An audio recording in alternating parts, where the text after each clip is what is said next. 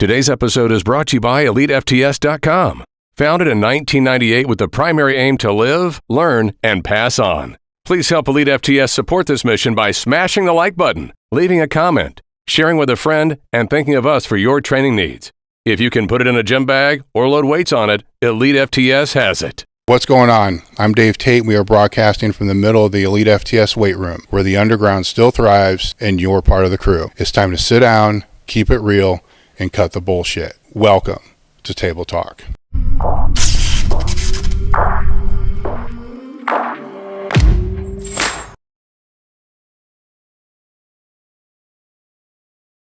Americ Health is a premium telehealth platform specializing in hormone optimization and preventative medicine. Are you looking to optimize your health in and out of the gym, improve recovery, sex drive, and quality of life? Have you tried speaking to your health professional about this and have gotten the cold shoulder, stereotyped, or just told it's part of getting older? You just go to americhealth.com/table talk, and you can create your own lab, or you can take labs that we've had set up for them, which are based upon the same labs that I've been doing over the last 15 years. Or you can use their guided optimization. With this, they'll put you in touch with a patient care coordinator, which is actually pretty cool because you get to sit down and speak to somebody that can understand what you're looking for from hormone optimization and the preventative medicine standpoint. After that conversation, they'll determine which labs that you should and which tests you should have done, and then from there, get the labs done. They'll review those labs with you and put you in touch with one of their hormone optimization specialists that can determine which supplementation that you should use over the counter or prescription.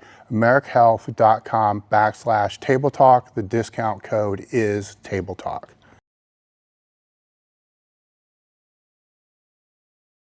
Today's episode is brought to you by Power Rack Strength CBD. Power Rack Strength was founded by Brian Carroll, a good friend of mine. I've been thrown many products over the years, literally thrown many products over the years, which was all junk. So of course I was going to bust Brian a little bit when he first came out with this until he explained to me how much research and who his partners were that were associated with his company. Then after he sent me some of the samples to test, I was absolutely blown away by the drops. As with most people, I have a hard time falling asleep. I'm cool when I'm asleep, but I have a hard time falling asleep.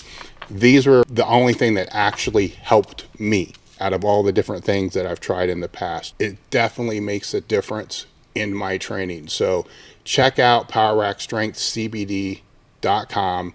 Use the code TableTalk2023 and you'll receive 35% off your first order. If I'm pushing anything, I'm pushing the drops first, then I will push the roller second. The balm is good, but I'm just not a balm guy. What's going on, guys? We are back with another episode of Table Talk. Today, my guests are Joe Miller and Justin Harris. We're going to talk a little bit about their supplement line that was just launched and a bunch of other stuff as Justin and I normally talk about, and Joe and I were talking earlier as well because we're kind of from the same area, same stomping grounds in a way. Yep. You know, and like I said, Toledo's kind of like Michigan, but not really. Kind of like the ugly stepchild of Ohio, but yeah, you know, pulled into there. So as we start, why don't you, either one of you, just tell me how the company founded? Well, I'll start. It was founded originally with a veteran named Jeff. It was, you know, I didn't want to do a supplement company. Supplement companies are tough, you know. Like, you need, basically there's two versions of supplement companies. There's the version that finds someone with dumb money who will fund it, and you can write yourself a fat CEO check while you lose money for 5 years before he gives up on it. And if you've seen quite a few companies come through like that with some big name bodybuilders, or you put together a true quality product that your user base is actually going to use. And in that case, you got to run a lean company and be, you know, cost effective, and so we're 100% self-funded. And so that's where we started at. Jeff had some health issues, and so we wanted to keep things going. And I've known Joe here for almost 20 years. And actually, the old Steve Kuklo YouTube videos with him and I training. Joe was the third training partner there. Oh, no shit. Yeah, yeah. He just left to start working at Lifetime, like right as we were really doing the videos. So he kind of missed out on the videos. Missed out on some of it. Yeah, all the pain of the training, but didn't get all the fun glory that you guys got. Well, when we were talking about it, God, I can't remember when you were down here last time. Whenever you were down here last time, you know, it was because you had Troponin Nutrition for a while, which I don't want to say, it's not insulting, that it wasn't a real supplement company, because it was just shit that you were getting for your clients to make sure that it was what they wanted. Because at one point I was one of those. And so when you're saying, here, take this stuff, it's kind of like why Serrano has fish oils and stuff like that, because you need to make sure it's accurately what it is. And then with this one, and you've been associated with other brands off and on. And then with this one, I think the exact conversation was, you know, it's one of these fucking times, right? This is actually going to work, because when I was talking about your brand on the last episode, I made the point of there's not very many brands I will represent because of what you just said. And there's also, it's a shitty industry, you know, so it's a shitty industry as well. So the only reason why I would support the brand is because you're in it, you know, and the integrity goes a long way. And anybody that's known you for a period of time knows that. And not only integrity, like this is a buzzword in the industry, right? Where in 2 years you have good integrity. No, this has been like fucking 20 years, right? It's been a long time. You were actually, I believe, one of the first online coaches it was to ever exist. Well, before I was Polaroids the first God, first couple clients, because it was, I think I formed TroponinNutrition.com, I want to say in 2003, so 20 years exactly, the website. But before that, it was people at the gym, and if you couldn't meet them to see them at the gym, they'd mail you a Polaroid. And a friend of his was one of my first clients, actually, when probably 2001 or 2. That's right. We were talking before too about like the supplements. I was saying how, you know, back then, because again, over 20 years ago, I was at home with mom, and you know, Justin would always get me in trouble, almost kicked out of the house, because I would have, you know, 5 or 6 different bags of different stuff to mix it, because of the quality of the ingredients he wanted to make sure his friends and clients had. And fast forward, then now it's my wife, and so she's definitely very happy that all the products is in one scoop now, so a little more convenient for me. I can't even think of how long it's been since we did my first, whatever we want to call it, you know, is it cut up? It's been that long. All I remember a lot of things about it, but from the supplement standpoint, the waxy maize would fucking be everywhere in my kitchen, no matter what you tried to do. We were talking about that too. It ends up under the crevices everywhere, man. It's like in the sink, and then you gotta like take a spatula, you know, to like chill the second it gets wet, it's like clay. Well, we might have talked about this before, but there's a funny story about the waxy maize. That was through Dante Trudell at True Nutrition, or it was True Protein at the time. And there were about 14 versions of that amylopectin that we tried, and we would try them and we'd sample it and like kind of report back. And there was this one in particular that seemed like magic. You drink it and it was like your veins stood out. It's like you could feel like it sucked all the water like in your muscles.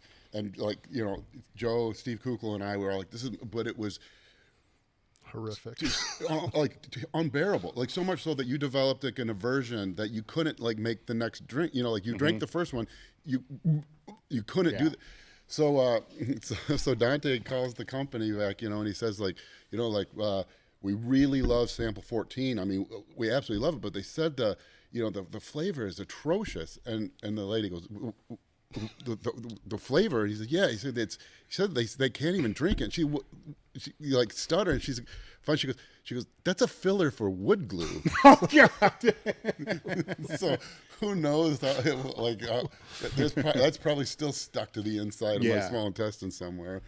But but so like with the high molecular weight carbohydrates, that's really that, and the waxy maize was the original one, and that's like that's the core of it all. Because I don't want to get too much into it because everyone's heard this a million times, but A high molecular weight carbohydrate just means it's like a glucose structure with all this surface area. And that's what waxy maize was, a really high molecular weight, so it'd have a low osmolarity. It gets into the small intestine very quickly, and because it's got all that surface area, you take like maltodextrin is like this, just a single line of glucose molecules. So you can pluck one off each end, and that's it. You can't go faster than that. It'll eventually get in the small intestine and it'll pluck off really quick, but there's nothing dragging it in there.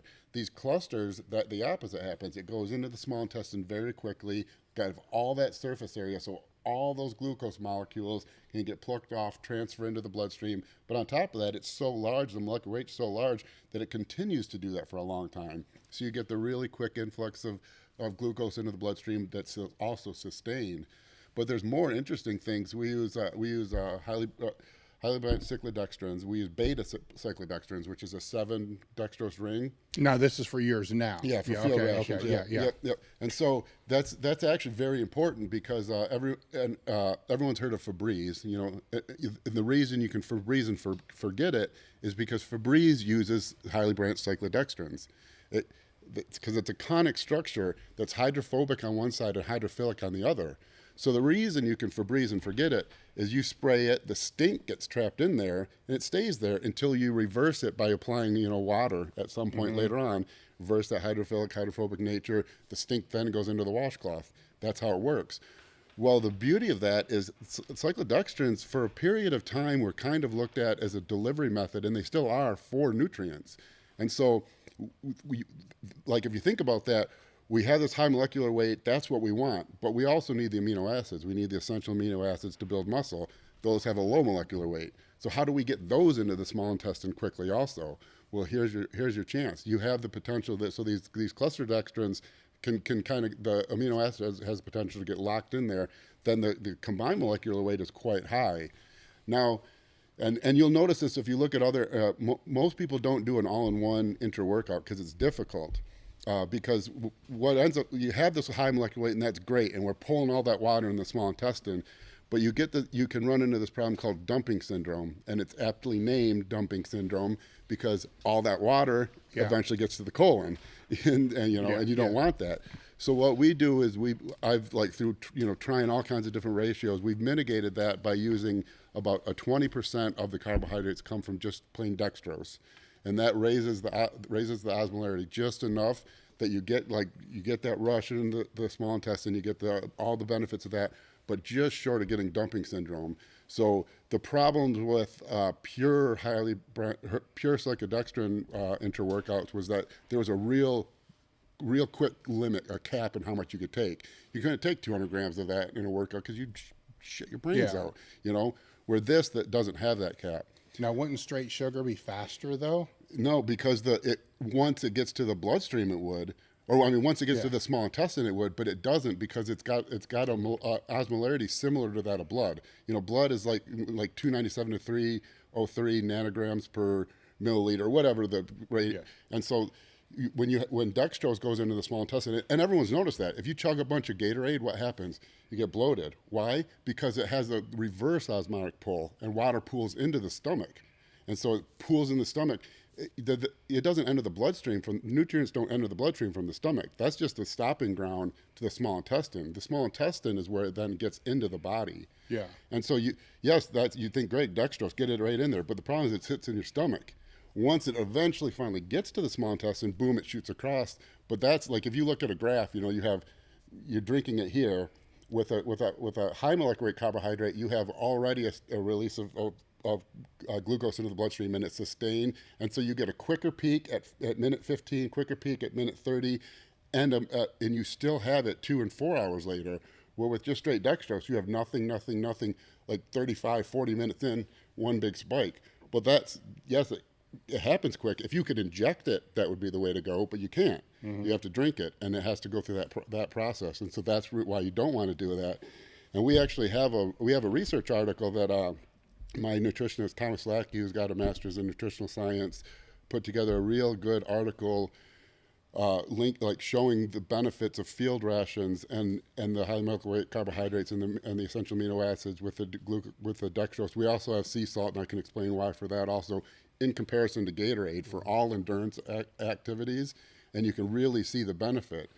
And because Gatorade, Gatorade is from Florida Gators, and it was like it developed in like the 1960s. And when they first did it, all they were trying to do was find they wanted to find, what would keep their athletes hydrated better and energized. And they realized that if they put too much sugar in, that's what would happen. They'd get, and they get that spike, then insulin would spike. And when insulin spikes, insulin's like a central nervous system depressant. That's the last thing you want when you're in the middle of a football game, to be suddenly, sleepy. Yeah. And so they found the maximum amount of glucose you could do to kind of avoid that. The problem with that is it's much less than the amount of glucose that's in Gatorade now, because it tastes like crap. Yeah. It's all diluted and watered down. So when they mass marketed, they had to change everything. And then, of course, they don't use the dextrose anymore necessarily. They'll use like a high fructose corn syrup, or, and they have different, like the G2 formula's better now and stuff.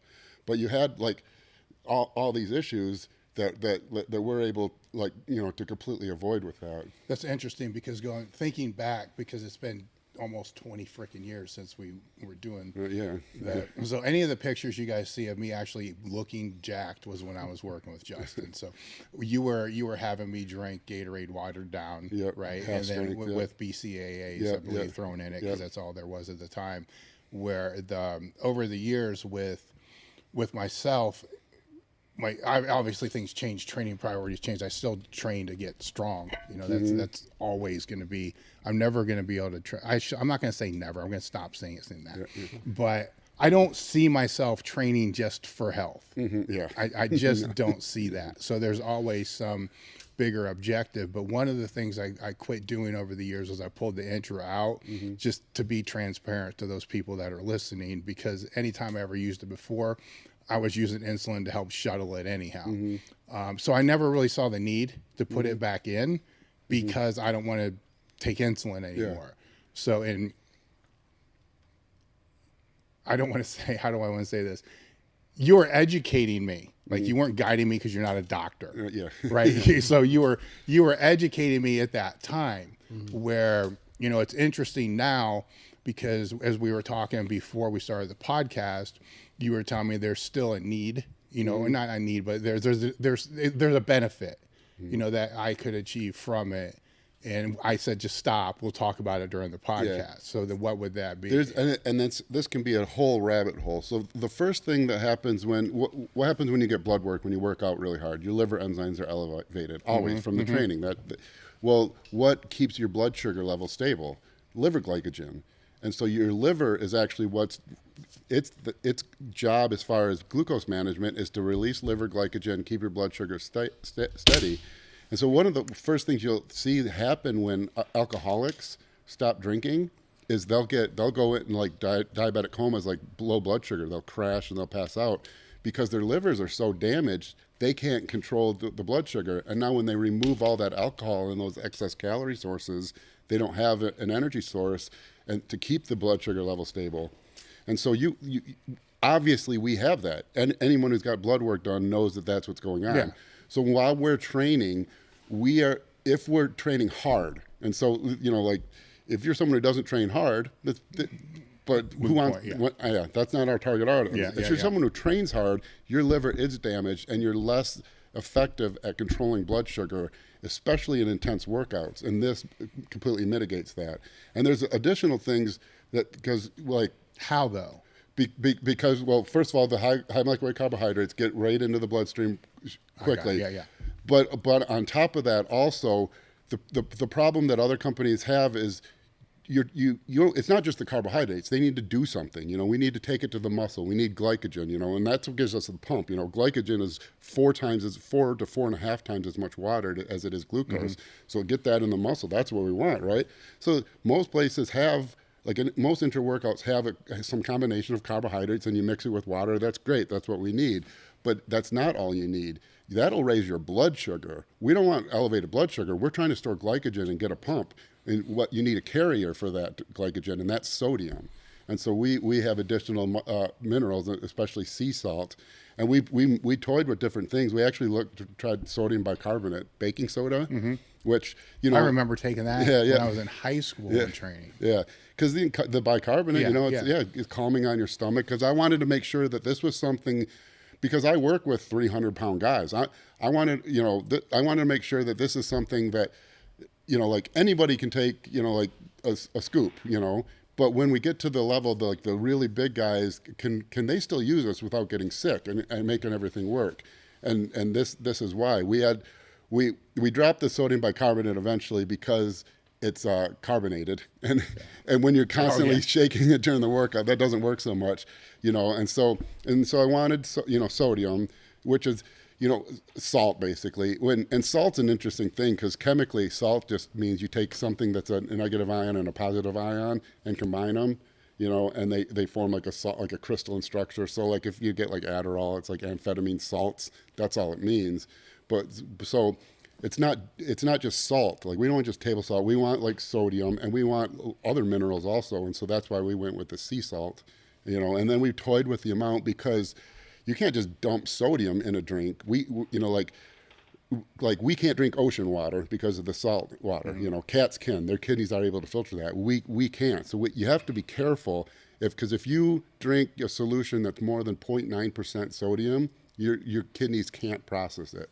And so that's really bad. So these are all things I don't think other supplement companies are considering, you know, like, so this is all very science backed. And so what you have is, regardless, you know, you don't need, insulin's not going to hurt. No, I get it. I'm not using it. So I'm done with that. Yeah. But, you know, but, you know, especially as you're older and your liver's been beat up from training for decades, you know, towards the end of a workout, you are almost absolutely guaranteed to run into cases where your blood sugar dips and you have less available easily glycolysis energy than you should, and who knows how much that's affecting your training, but it's obviously not helping it. And this prevents that for anyone running, you know, someone running a marathon.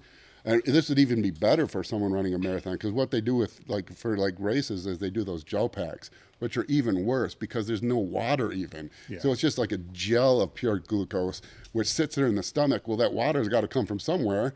So it goes all from everywhere in your body into your stomach. The worst case scenario while you're running and you got this water sloshing around, and it's not even water you drank because it's from the gel pack.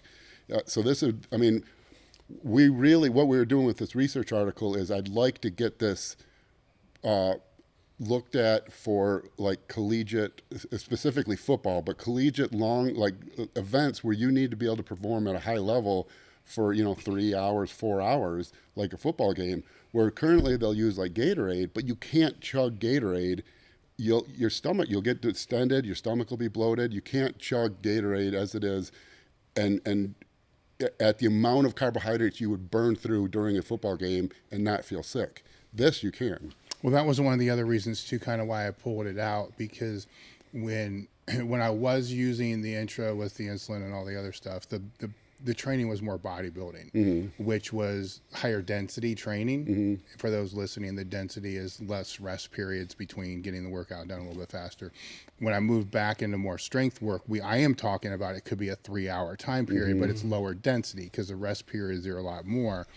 And mentally, I wasn't able, and I didn't ask or get a hold of you or anybody else. I just didn't give a fuck enough to really do so, of how to keep it in. Because the one thing I do know that it did help, and I don't know if it was the insulin, I don't know, you know, what it was, is I didn't give a fuck about the pump. The recovery, though, was a big thing, where it was very, very, very noticeable. And I don't think placebo, because it was freaking noticeable. Well, because what happens? You train, you damage the tissue. You got these protein structures, myosin and actin, and they interact like that. They cross, but they're just structures of protein. You know, I'm laughing because you train, you damage the tissues, then you rest, recover. It's really simple. It sounds pretty simple, right? It's all pretty simple. But so we know that's happening. You know, and then even more so, we used to think delayed onset muscle soreness was directly correlated to muscle growth, and now we're learning it's not. Yeah. So now that it's potentially a hindrance, because if you're sore and it negatively affects your tomorrow's workout, that's bad. So what prevents that? What is the minimum nutrients required to repair damaged muscle protein structures? And those are the essential amino acids. Yes. And so that's what we have. And we have them in a ratio where leucine is high enough to trigger mTOR, because leucine is the specific trigger for mTOR. But we're not just BCAAs, because you need all the EAAs. But you don't need any. When we say we try to be our overarching kind of focus, or I don't know what you would say for the company, is nothing's wasted. We want only what works and exactly what works. So we don't just the essential amino acids. Why? Because if we're so let's imagine there's a cell and protein synthesis wants to happen. You've damaged this tissue. There's a signal for muscle protein synthesis. The body wants to build proteins on that, build it bigger, so it doesn't tear under the same damage next time. It needs all 20 amino acids at that site for it to happen. If only 19 are there, can't happen. All 20 have to be there. But the only ones that actually needs are the essential amino acids. It can convert the essential amino acids into the non-essential amino acids to make that happen. So really, it's the essential amino acids, and you'll get that from whole protein sources. Most people are going to eat a whole protein, like a whole, a meat-based protein or something before they train at some point. Yeah. But you don't know what the rate-limiting enzyme is, or rate-limiting amino acid is for that protein. And that rate-limiting amino acid is the essential amino acid at the lowest level. And that's basically the limit of how much protein synthesis you can have from that chunk of protein.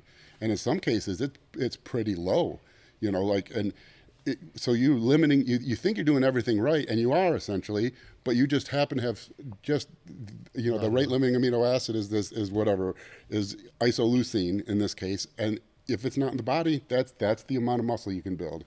So by supplying the essential amino acids, we completely remove that as a worry, basically. All right, I think you kind of answered a question that was going through my head, because I'm going way back to my nutritional biochem course, where any food, any protein that you eat, is going to be digested. It goes through the intestines, it goes into the bloodstream, and then it's I'm going way back, to be wrong, right? Back then, I think it was called the amino acid pool. Yeah. So it's just floating in the bloodstream, but I was never able to figure out, nor was the professor at the time, to tell me, well, how long is it sitting in there? Thus, if you had whole wheat and then an hour later you had peanut butter, those contain complementary amino acids, which I don't want to say it's a whole protein then. Probably but would. It kind of could be. Yeah. But how long does it sit in there, right? Where that matters, right? But if it's limiting, like you just noted, then that makes sense. Yeah, well, you have two things, because it's how long is it in the bloodstream, or how long is it in the stomach? And the reason in most cases I like whole, like meat-based protein, is because it sits in the stomach so long that it trickles the amino acids slowly. And so really the only time you want to absolutely guarantee the essential amino acids are in the bloodstream is around training, which is why this is typically the only time I really recommend a liquid form of it, and but you can kind of first principles it. You eat a piece of chicken and you break the protein. You actually only break the proteins down to di and tripeptide bonds.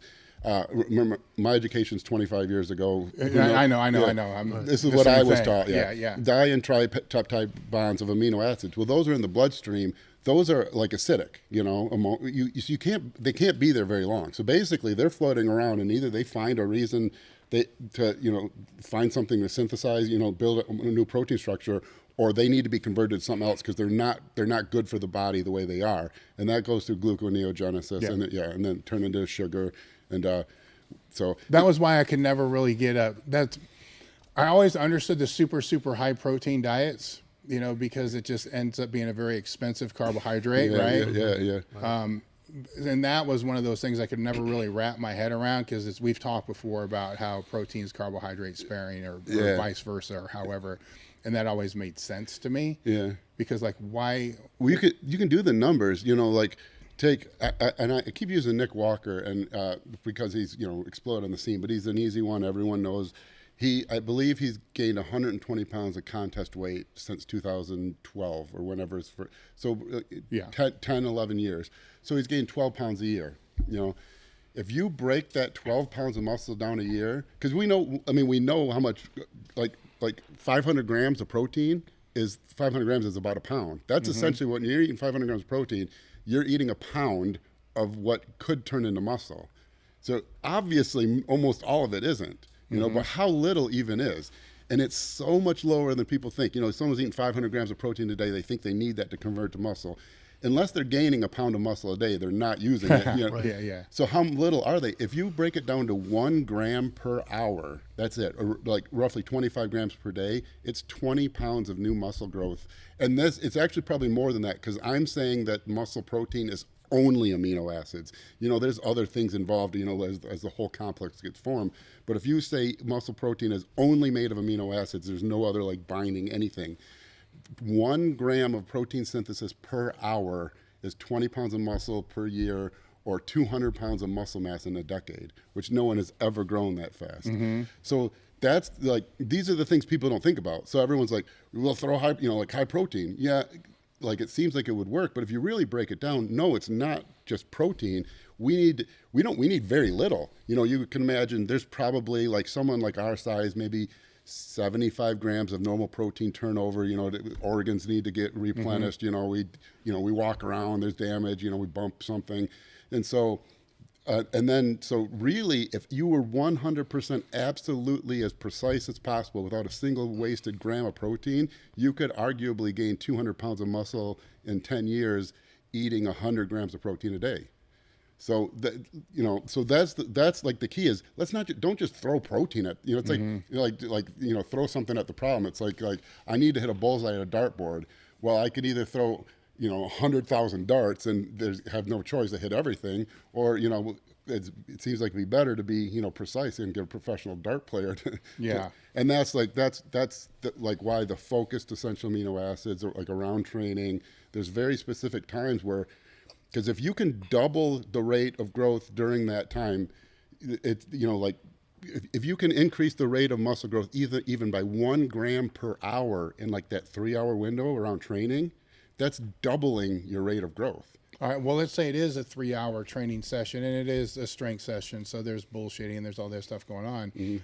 How should that be used during that time period? Because I can slam it right before it, right? Well, that's what I recommend. Like, it depends on John Evans is a 300-pound 308 guy I have. He's got an insane metabolism. He's a power lifter. And so we have him doing like 3 scoops of this, and then trying to dilute it in like almost a half gallon of water. And I basically try to tell him to just spread it out over the workout. You have some leeway, because if you finish early, it's not like it disappears, But you don't want to just slam it at the beginning. You just kind of want to sip on it. And then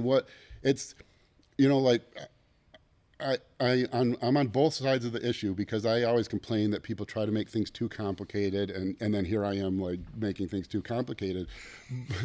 But there's a few clear facts we know about hypertrophy, and that's it. We don't know. There's a lot we don't know about strength and hypertrophy. Think how much we've learned. Look at the powerlifting numbers, the raw numbers now, just compared to like 10 years ago. That's ridiculous. Yeah. So like we know very little still, but what we do know is that muscle growth is rare.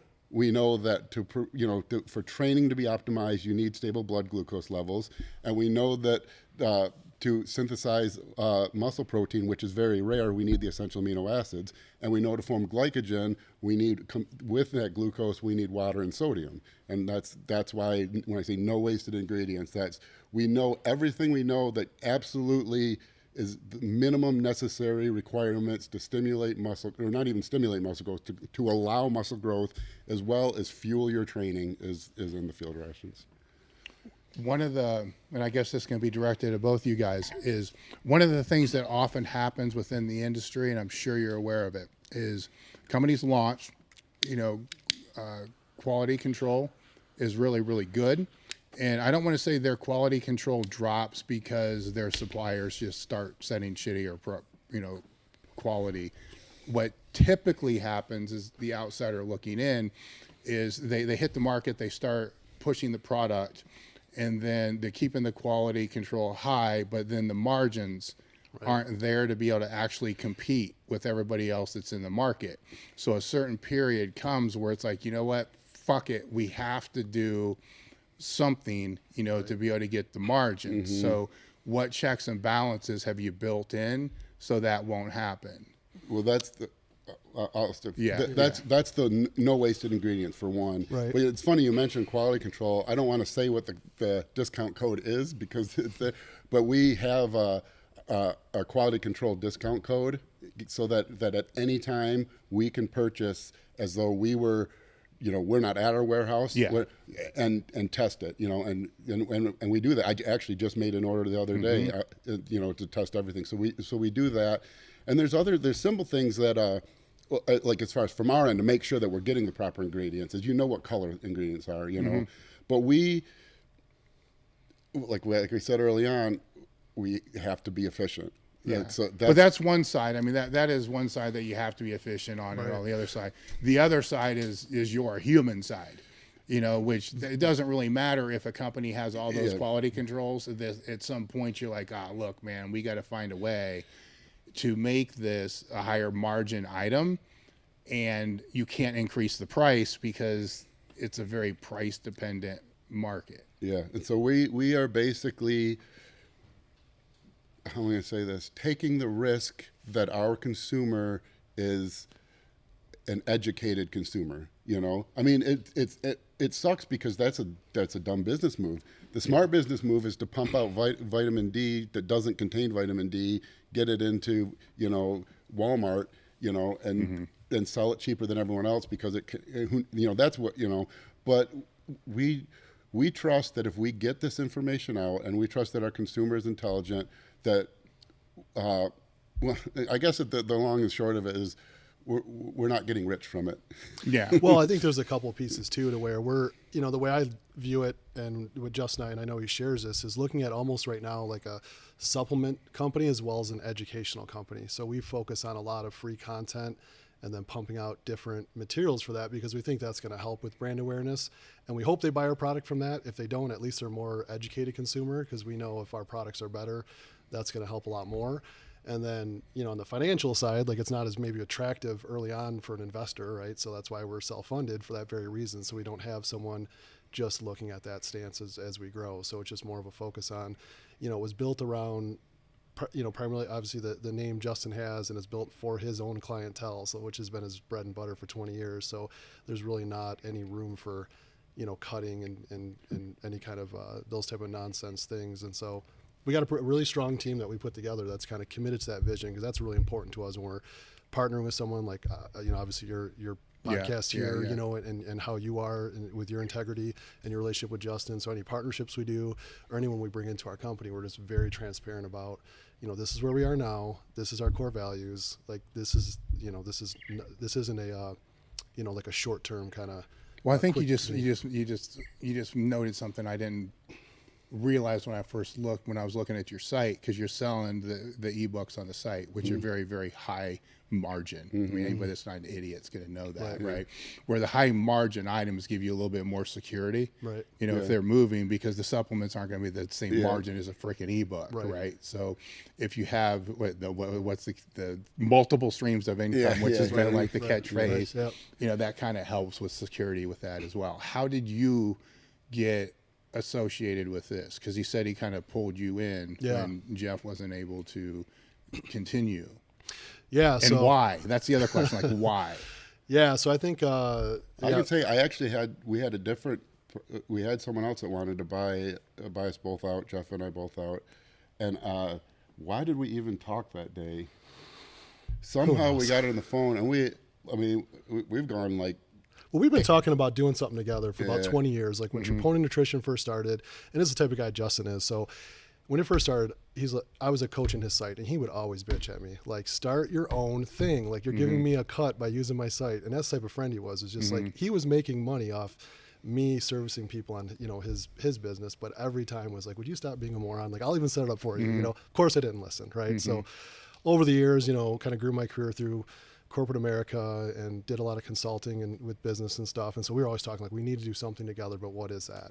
And there was a company we were trying to buy in more of the medical space, and that didn't pan out at that moment.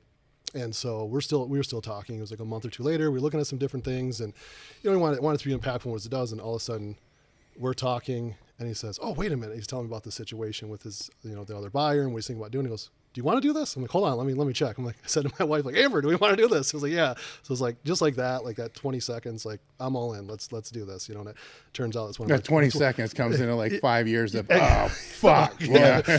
Now then I'm like, now every time I'm scratching my head, like, damn it, no. He learned quick. Our slogan is all in. And that's a reason. Is because, see, like, as far as margin and everything, for me, this is a legacy company. I mean, it really is. My wife's a dentist. I've had Troponin Nutrition forever. I don't have expensive tastes. We're fine. We'll be fine. I have this really I think everyone probably goes through this at some point in their in their 40s, right? Like, why was I here? I'm not passing Troponin Nutrition on to my kids. It's in my brain, I really want to build something. And so our prices have changed quite a bit, actually, and not like to improve margins for us. We even show as we're able to improve our manufacturing process, because you know how it works. It's not like we're mining this stuff. It's like where it's sourced from, who and so as we refine our manufacturing process, as we are able to manufacture in larger quantities, we have every single time so far adjustments down at 100% to the consumer. So if we save $1 per bottle, we don't make $1 per bottle more. We lower our price $1 per bottle, and we intend to do that. I say indefinitely because at some point you just reach a limit that's only so efficient you can be. But that's just it. I don't want to say anything about disparaging about any other companies, but we don't have visions of partying on a yacht. I really want my whole life is the way it is because of weightlifting. I mean, seriously, when I was a kid, and I've said this before, not like I was like a loser. I was worse. No one. I was if you took 200 people from my freshman year in high school and asked if they knew who Justin Harris was, 0 would probably, I was just, and I wasn't great at anything. I wasn't decent T-ball player. I wasn't good at sports. I didn't start on any sports team. And for whatever reason, I went to the gym and I like everything about it, the smell. I liked it, but I worked out, and I didn't know what I was doing, but I went back again the next time and I was stronger. And it was like I had 2 lives, the life before that point and the life when I realized I can change. If I don't have to just be who I am. If I work hard and create something, I can get stronger. And so that's everything. That's I ended up being, I played college football where I never even started on a football team my whole life until my senior year of high school. And it was 100% because of weight training. And my college career, 100% of weight training. The people I've met through powerlifting, the home we have, the business I have with Troponin Nutrition, my whole life is, and so I don't want to be poor, No, but I get it. But this is a legacy thing for me. This I don't think people outside the industry understand what weightlifting in the community means to a lot of the people in there. Oh, I agree, and it's because I've known you for a long period of time, and I know how you got in because we've talked about that before. I also know that you've tried to get out, and it keeps sucking you back in, right? And it's part of your, I don't want to say identity, but it's part of your passion. Where there's a million other things that you could do. You went back to school for your PhD in physics or some shit, right? And change. Basically, you did change everything that you were doing, only to be like, I'm going back. Yeah, there's just this is me. It's and you didn't have. You didn't have to though. You wanted to. Yeah, no, yeah. This is I've learned. There's no other way to say it, but yeah, this is because we talked about earlier, with insulin. There's things I've done that are unhealthy. It's sure. And I don't like that part of it, but so you think I'll get out of it, I'll find something else, but it's not this is I don't know why some people get bit by the bug and some people don't, but this is just me, and I like this for me. This is a legacy company. Obviously, we need to make money to stay in business, course. Right. you know. But it's like I want to educate people because we grew up on Flex magazine. I remember going to GNC like. Powerlifting USA when it would sometimes come out 2 months in a row, then it wouldn't come out for like 6 months. Every time we went to the mall, I'd go and like search for the newest Powerlifting USA or whatever Flex magazine, and they'd tell you a bunch of crap that was just whatever they made up, you know. And like I just think like all the great things in my life that came from this, I want to be able to. Well, I've done the same thing. Yeah, I've done the same thing where it's like there's different chapters. Like there's the competitor chapter where you're all in and you're all consumed with it and it's everything. And I don't believe everybody really, I know you get it. I don't believe everybody really gets what we're talking about with that when you're truly willing to die for what you're able to do.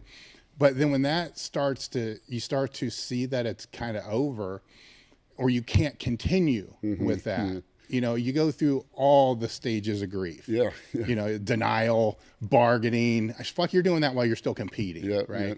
And then a lot of us disconnect. Like, fuck it, because I think what happens is when you're competing at the higher levels and you move up through, everything changes. Like the people you surround you with change. Everything changes, right? Now, because you're only speaking to other top competitors. The sport changes. You're not going to the local things. You're not doing all those other things. And then you start to see, I call it like the Wizard of Oz.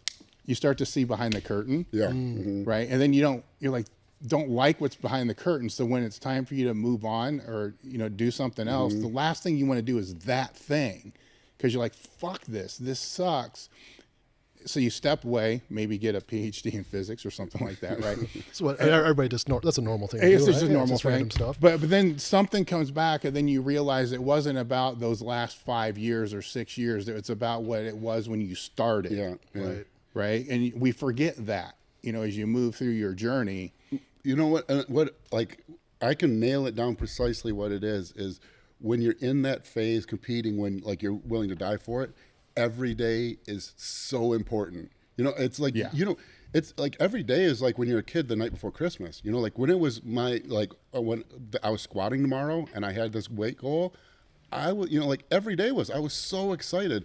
And I've never been able to get that from anywhere else, you know, and I've learned it's not just, it's like progress and it's hard work and it's a weird thing. And going to physics, Stephen Hawking actually had a statement where, because he's obviously brilliant, you know, and he got through as far as he got, you know, through undergrad and everything without working. He, you know, he's a genius. He never really tried, never studied hard, and then he got ALS, you know, and he thought for sure he's going to die, and he thought, well, I want to do something in the next 2 years before that happens, and he learned he really enjoyed the hard work, you know, and it's that wording sounds wrong. No one likes to work, you know, but like lifting weights is hard work. There's something about that thing where every day you have a reason, you're doing something, and you have a goal, and if you put a lot of intensive effort into it, you can make an improvement. There's just, for whatever, like to me that that's like a drug for me. I think, I don't know, you know, like it's. And so, like with this, it's like it's a way to stay in the industry without. Well, drug's a perfect word because you can get addicted to the, you know, and you start working out. You know how it goes. You start working out. Oh, maybe I'll make one more run at it. You know, and I don't want to do that. Well, this is the thing where it's like, well, I can make another run in the industry.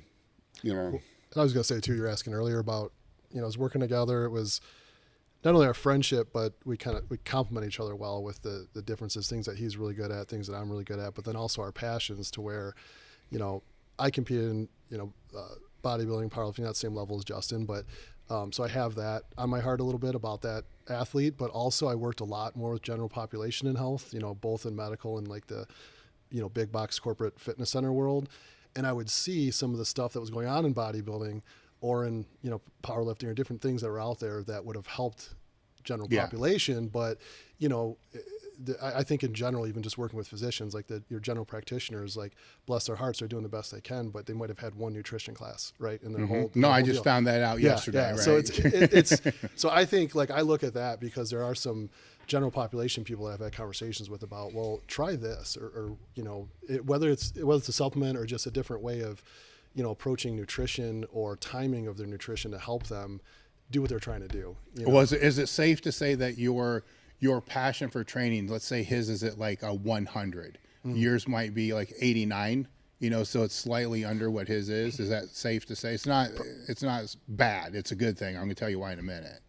Yes, even though he made me compete last year and I didn't watch Okay, it. So, yeah. I'm joking. But I get it yeah, though. I get yeah. it because there's when you're, I just call it meathead. I just lean into it. Like when you're pure blood fucking meathead. Yeah.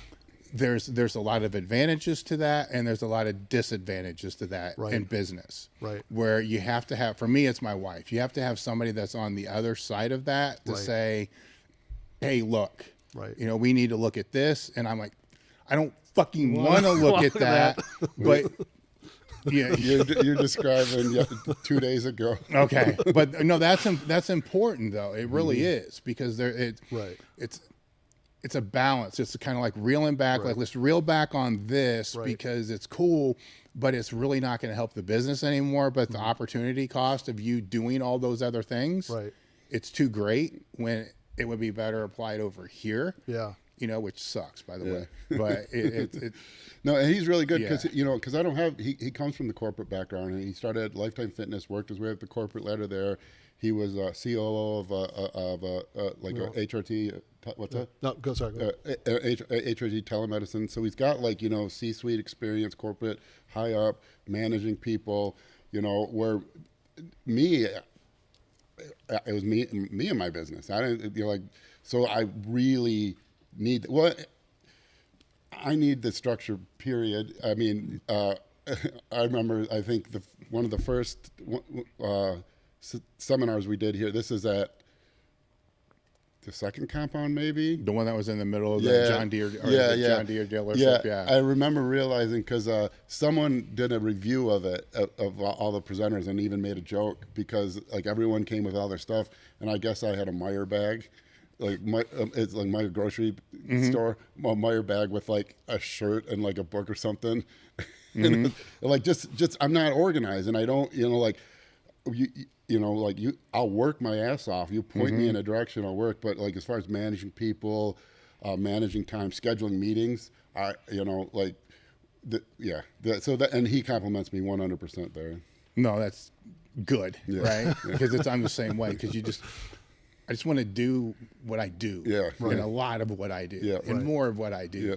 But then a lot of the things that I'm not really good at end up biting me in the dick. But what I can say is, with the model that you're talking about, is, you know, I can speak with some degree of arrogance. That's not the word. I've been around for 25 years in this industry. Most people haven't been. Right. And I think the reason why I've been around obviously isn't because we're the biggest, because we're not. You know, actually, most people completely misunderstand what we even do. You know, all the products is just to be able to put out more education. Right. The profit from that goes into the education. Most people don't connect that. Yeah. Like, oh, you compete with X and X, that's another equipment company or whatever it's going to be. It's not that. We don't. You know, we actually compete with people that sell content, but we give it away for free. But then it's devalued, and people think that it sucks because it's free. Yeah.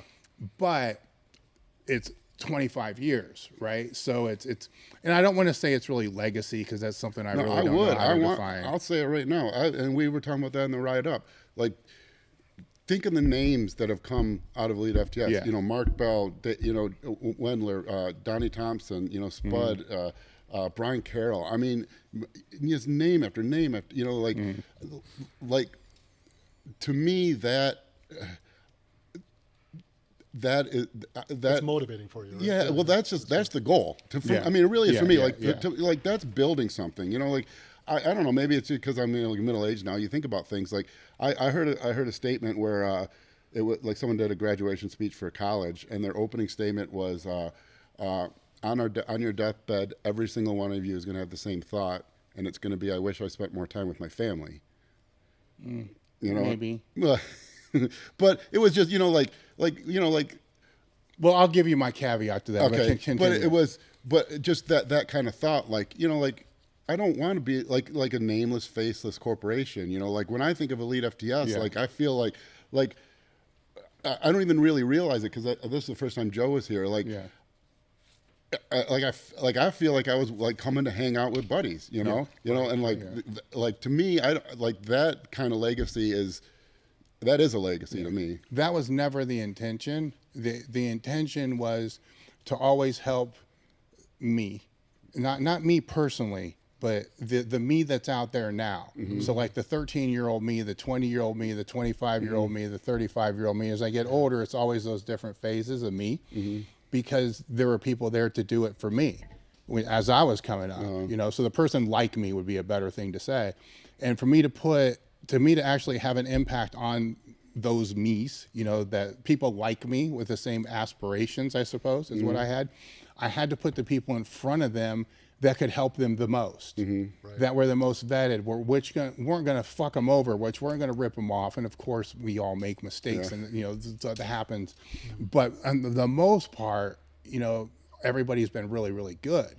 Whereas, had I gone a different route, could I have be way bigger, like 100 times bigger, 200 times bigger, maybe, and sometimes I sit and think, fuck, maybe I should have done that, but I've been able to do what I love for 25 years, which is, to me, that was more important than, will I have a yacht? Will I have this? That's exactly. Will I have, now don't get me wrong, I still get fucking mad because it'd be nice to have the yacht, but this means more, right? To have my self-respect, I guess. No, exactly. Where the caveat to what you were saying isn't what it is because people have always said, hey, when you're on your deathbed, and we all hear this, right? As we come up, because we're all into what we're doing, and it's not always healthy.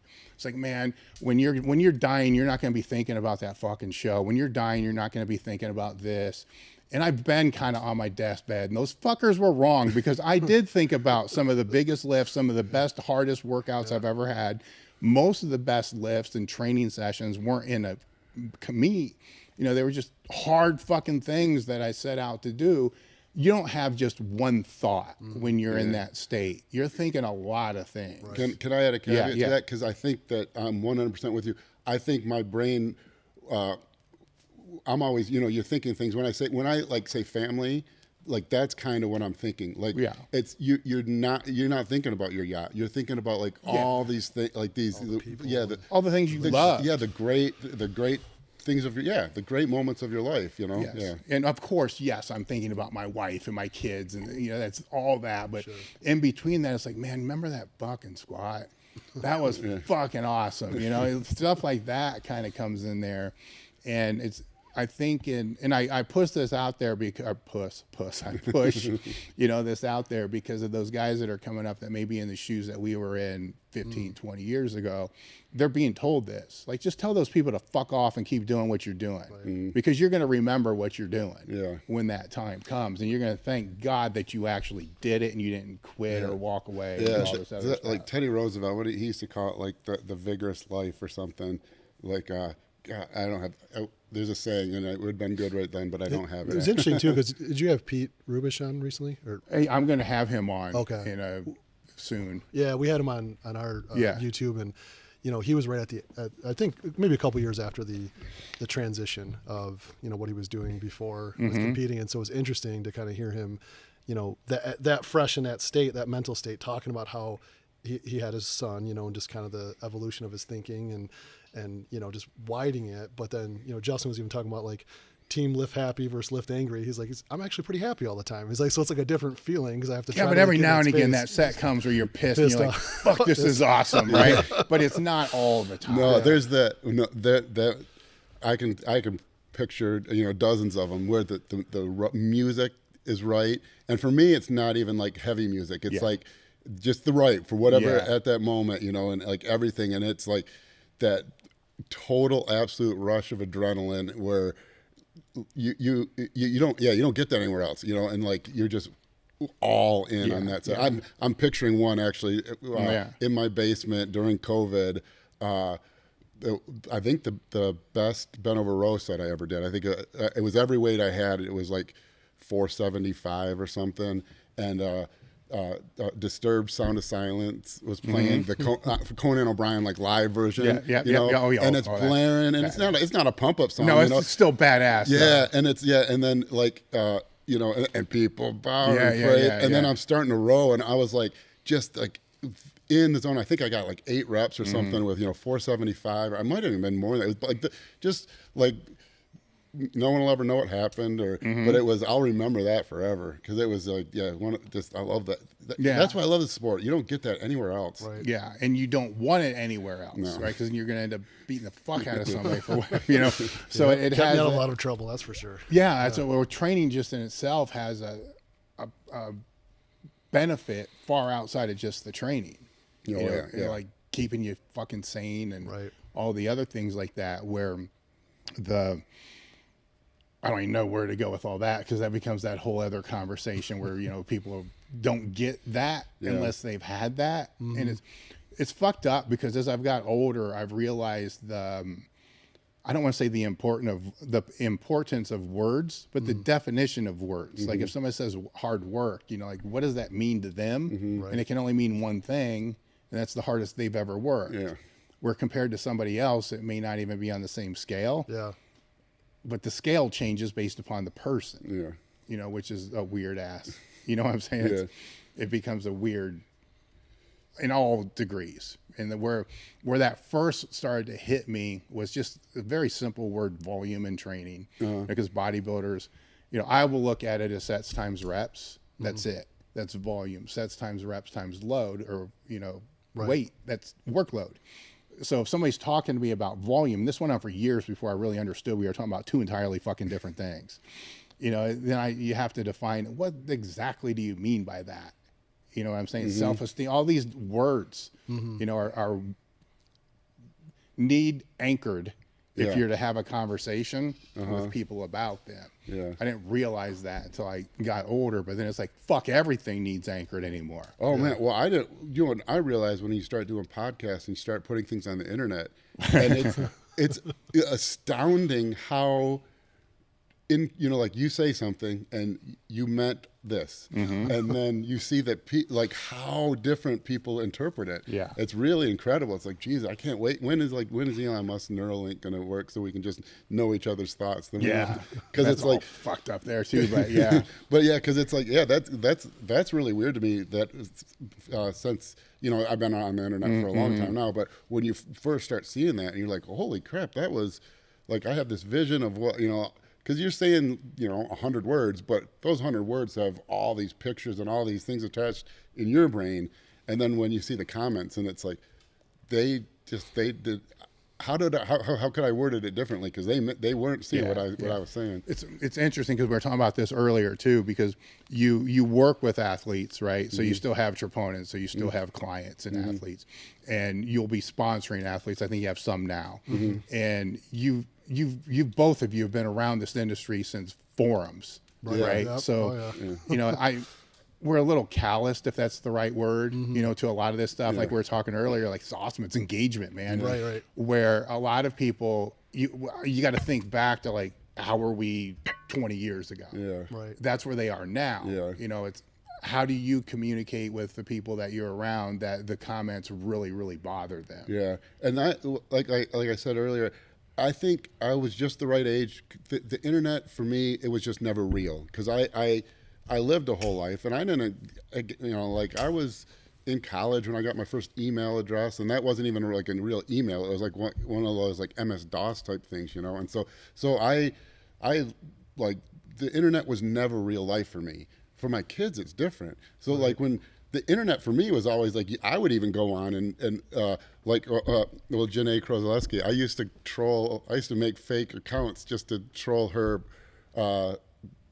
YouTube videos, which she would know because I would tell, because she would do the same for me, because we thought it's hilarious. Cause that's like what you do. Cause that's what friends do. Like we were saying, like that's how you know who your buddies are because you can make fun of them for having a small dick, Yeah. So like the internet is still like, it's like just, it's not real to me. Yeah.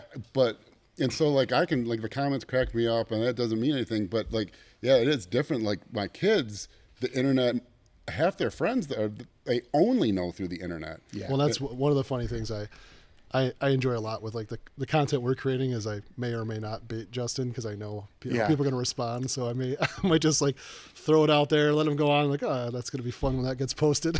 I was telling somebody, hell, it might have just been 2 days ago that when you go way back to the forums and all that, I always would have people like because there would be bad, there'd be bad stuff that would come out either about me, the company, or whatever it's going to be, or somebody I knew really well.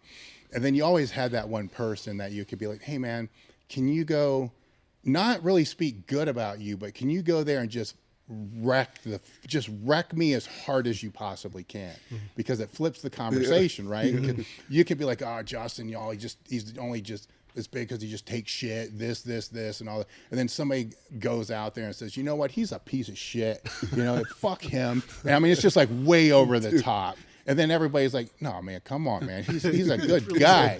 And that was the art of trolling, right? Yeah, that's perfect. Yeah. Well, you remember Get Big? Yeah. I have a troll account on there that I did that exact same thing several times. That's But that was the art of trolling. Now it's all lost. Even your names had to be unique. Oh, yeah. I used to use Eyes Swole Shut. Just stupid. You would tell nobody except like 2 people would know. And you're like, dude, don't fucking tell anybody. Well, that screwed me. That's how I have Troponin Nutrition. Because on all the boards, I went by troponin or tropomyosin early on because they're part of the same thing. And then when I was like working with people, and my wife's like, you start a website, and so like Intense Muscle and Muscle Mayhem, I went by troponin on there, and I was like, I'll call it Troponin Nutrition, Heart Attack Nutrition, why not? so now, like 20. Well, at the time you were in that field, though. Yeah, but no, I was just for me it was troponin because calcium goes into all muscle cell binds to troponin, muscle contraction. I was just basically like just picking cool sounding words that were linked to a muscular contraction. If I would have stuck with tropomyosin nutrition, no heart attack link. But now everyone's like, why is your nutrition business the marker for a heart attack? That's actually, that's just flipped in the last 5 years, right? Where everybody would think it was more what you were talking about before, and now it's all the heart attack type of thing. Yeah, well, or people would think it was like a growth hormone thing, but But now, because now it's good that people are paying attention to health, and it's partly also probably the age group of people who are involved with me. But now they all know, and it's like, why would you name your business Heart Attack? Exactly. That's a long story. Have you found as you've gotten older in the industry that, I call it being the guy on the other side of the table. Like when we were in our 20s, there was always the guy there trying to give us advice, and we're like, oh man, fuck you. Like, shut up, old man. You don't know. You now you're on the other side of the table, right? Yeah. And that's a given, right? And I think that when you can still understand what it's like to be all in, like we were talking about, it makes the conversations a little bit easier. But have you gotten to a point where you feel like you need a buffer between you and the younger demographic because they may not? Do you feel like they may not listen to you? Yeah. I think. Well, I mean, I never cared much. I should have been better for my business cultivating an online personality. I just never did. I'm myself. Actually, you did early on. I think. Yeah. But like the social media, TikTok. I mean, but it's funny because you can see like the. I mean, I remember being in that phase where, like that video we were talking about with bodybuilding simple. And you can see all the the exact. Or another example where I was talking about the rate of muscle growth, like that 1 gram per hour, 25 grams, and there'll be a whole slew of young kids absolutely confidently, disagreeing with me, and I would do the same thing. Like, I'll gain more, 10 pounds a year. I gain way more than that, and it's like, well, but you've been around long enough, you see, like, because I would do the same thing, all the things.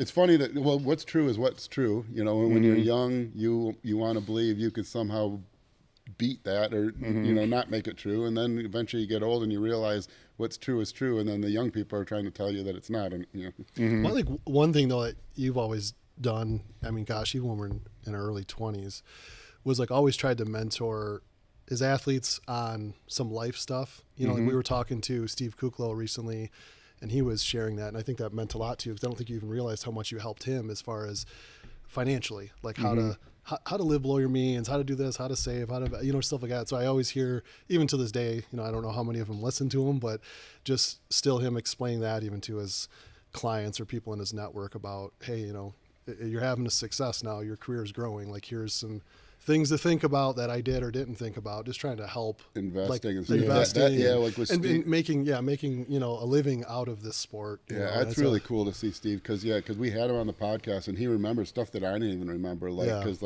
telling him, I must have given him some ratio of, you get, when you get this, take this percentage, pretend it never happened, and put it in this, and invest, and then I got him set up with a financial advisor, and then, at some point you should learn to handle your own finances and stuff. But yeah, it's cool to see, just it's cool to see that, because he's doing very well, and it's so many people in the industry don't, and it's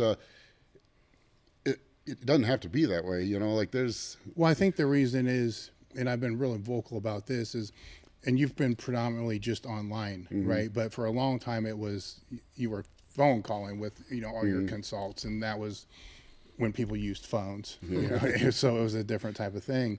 When you're all online, 90% of what you typically see is going to be negative. Oh yeah. It's your DMs, message, it's all negative. That's probably it's probably more like 95, 99%. It's only 1%. Now, if you're training somebody as you were in person in a club, it's 95% positive and 1% negative. So when you're all online, you have to constantly remind yourself that the 1% matters the most. Which is very fucking hard to do. And sometimes you need to put yourself around other people to remind you of that, because I think that's what the newer people coming up, that may be online coaches and everything that they're doing online, they're going to have a really hard time trying to manage that.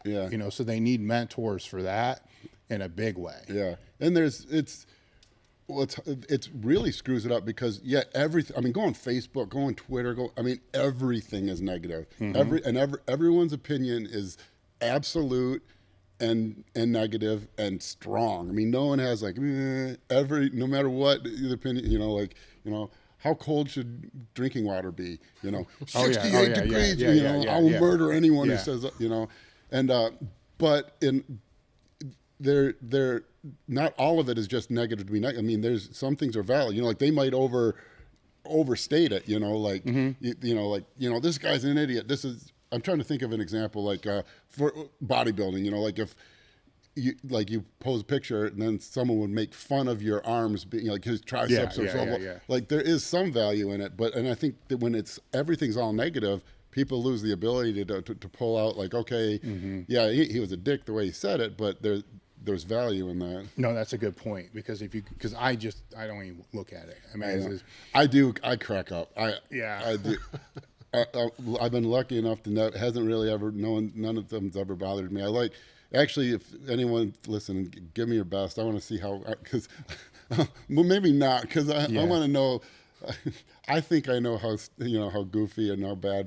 But we'll see. But that stuff cracks me up, because there's always a bit of truth to it. They'll be like, well, this guy, why's he got to say 300 words to say protein? A muscle gets bigger. From myself personally, the biggest negative that I found from the comments and the negative comments wasn't the comments. It was that for me to go look at them, I got pulled down these other rabbit holes. So what could have only taken me 3 minutes to look at, an hour went by, because now I'm looking at the rings in the sky that are on Instagram that look like a UFO could have been there. Then like, fuck, I had other shit to do, and I got sucked down these other rabbit holes because of that, where it's compound that with the people that are going to get, caught up in the comments as well. Where I think that when I was talking to the person the other day, I said a better strategy, because they're trying to build, an online presence from the beginning, so basically unknown. use your time to comment on other people's stuff that follow you. Yeah. Just say, hey man, good job. You know, and just put that out there, because then when you go under fire next time, if you do that for like a year, you got a whole troop of people. Yeah. And they will fight for you way better than you ever could. And it's so little effort to give a thumbs up or something like. Now I don't like. I keep saying this because it's a reminder to myself, you know, to be able to do it. But it would be a great strategy, you know, for those that are coming through. No, that is, yeah. That's what always was really helped me with like troponin on the boards, you know, because like if anyone ever because it was harder back then. I mean, it was easier, but it was different because unless you were on every board, you didn't know if someone was bashing you or you know. Yeah. But someone could, and then like if that's someone that was a fan of you or a client would support you and do it 10 times better than you ever could. Yeah. You know, I mean now like social media, you just know everyone's bashing you all the time, no matter what. So it's a little bit easier. Well, the pushback I have on that one to people is, you know what, somebody's also right. Actually, no, it is, because this is live, right? There's somebody right now that might be watching this with a friend of theirs that's just talking shit about all of us, right? We don't know. We're not there. So we absolutely give zero fucks about that whole thing. So if that whole conversation just ended up being an alias that has 0 followers and some bullshit number name and then like a Bible quote is their description, actually post and makes a post, that should have less weight than the people we already don't give two shits about because we don't know what's actually going on. Because that's real life. Like, so actually in real life, there are people that are saying shit that probably aren't good and we don't care. But in the fake life, we care. Right. Yeah, it's weird. That's really With we were talking a little bit earlier because we had a video years back talking about pre-workouts, right? And so you have a pre-workout. So how's that work? Like, why do you decide to do that? I get why you decided to do it. It's the most popular item, right? I mean, this isn't just a passion project. We need to make money, you know, and kids buy high stim pre-workouts. Ours is actually really good. It's we have a mix of stem, like caffeine and teacrine and L-tyrosine, but we also have some anxiolytics and stuff in there and adaptogens, which kind of like it's high stem, but it's not like you don't feel cracked out. You feel it's actually I'm actually really proud of it for what it is, but that doesn't change my stance that it should probably only be used when it shouldn't be used as a crutch for all workouts, because we've talked about the fact that when you're stimulating the fight or flight response, see that there's always, you have to consider there's things are deeper than just surface level. What am I doing at the gym? Am I trying to squat a weight today because I need to hit this number as some progress level towards the meet I have coming up? Then maybe I don't care if I'm using the fight or flight response because I just want to hit that number. Am I doing bench press today because I'm trying to build muscle tissue and I'm well rested and I'm not short on sleep? Then maybe I don't want to. There's a time and place for everything. Like before a powerlifting meet, you don't care if you're running on adrenaline. You want to get the numbers. Yeah.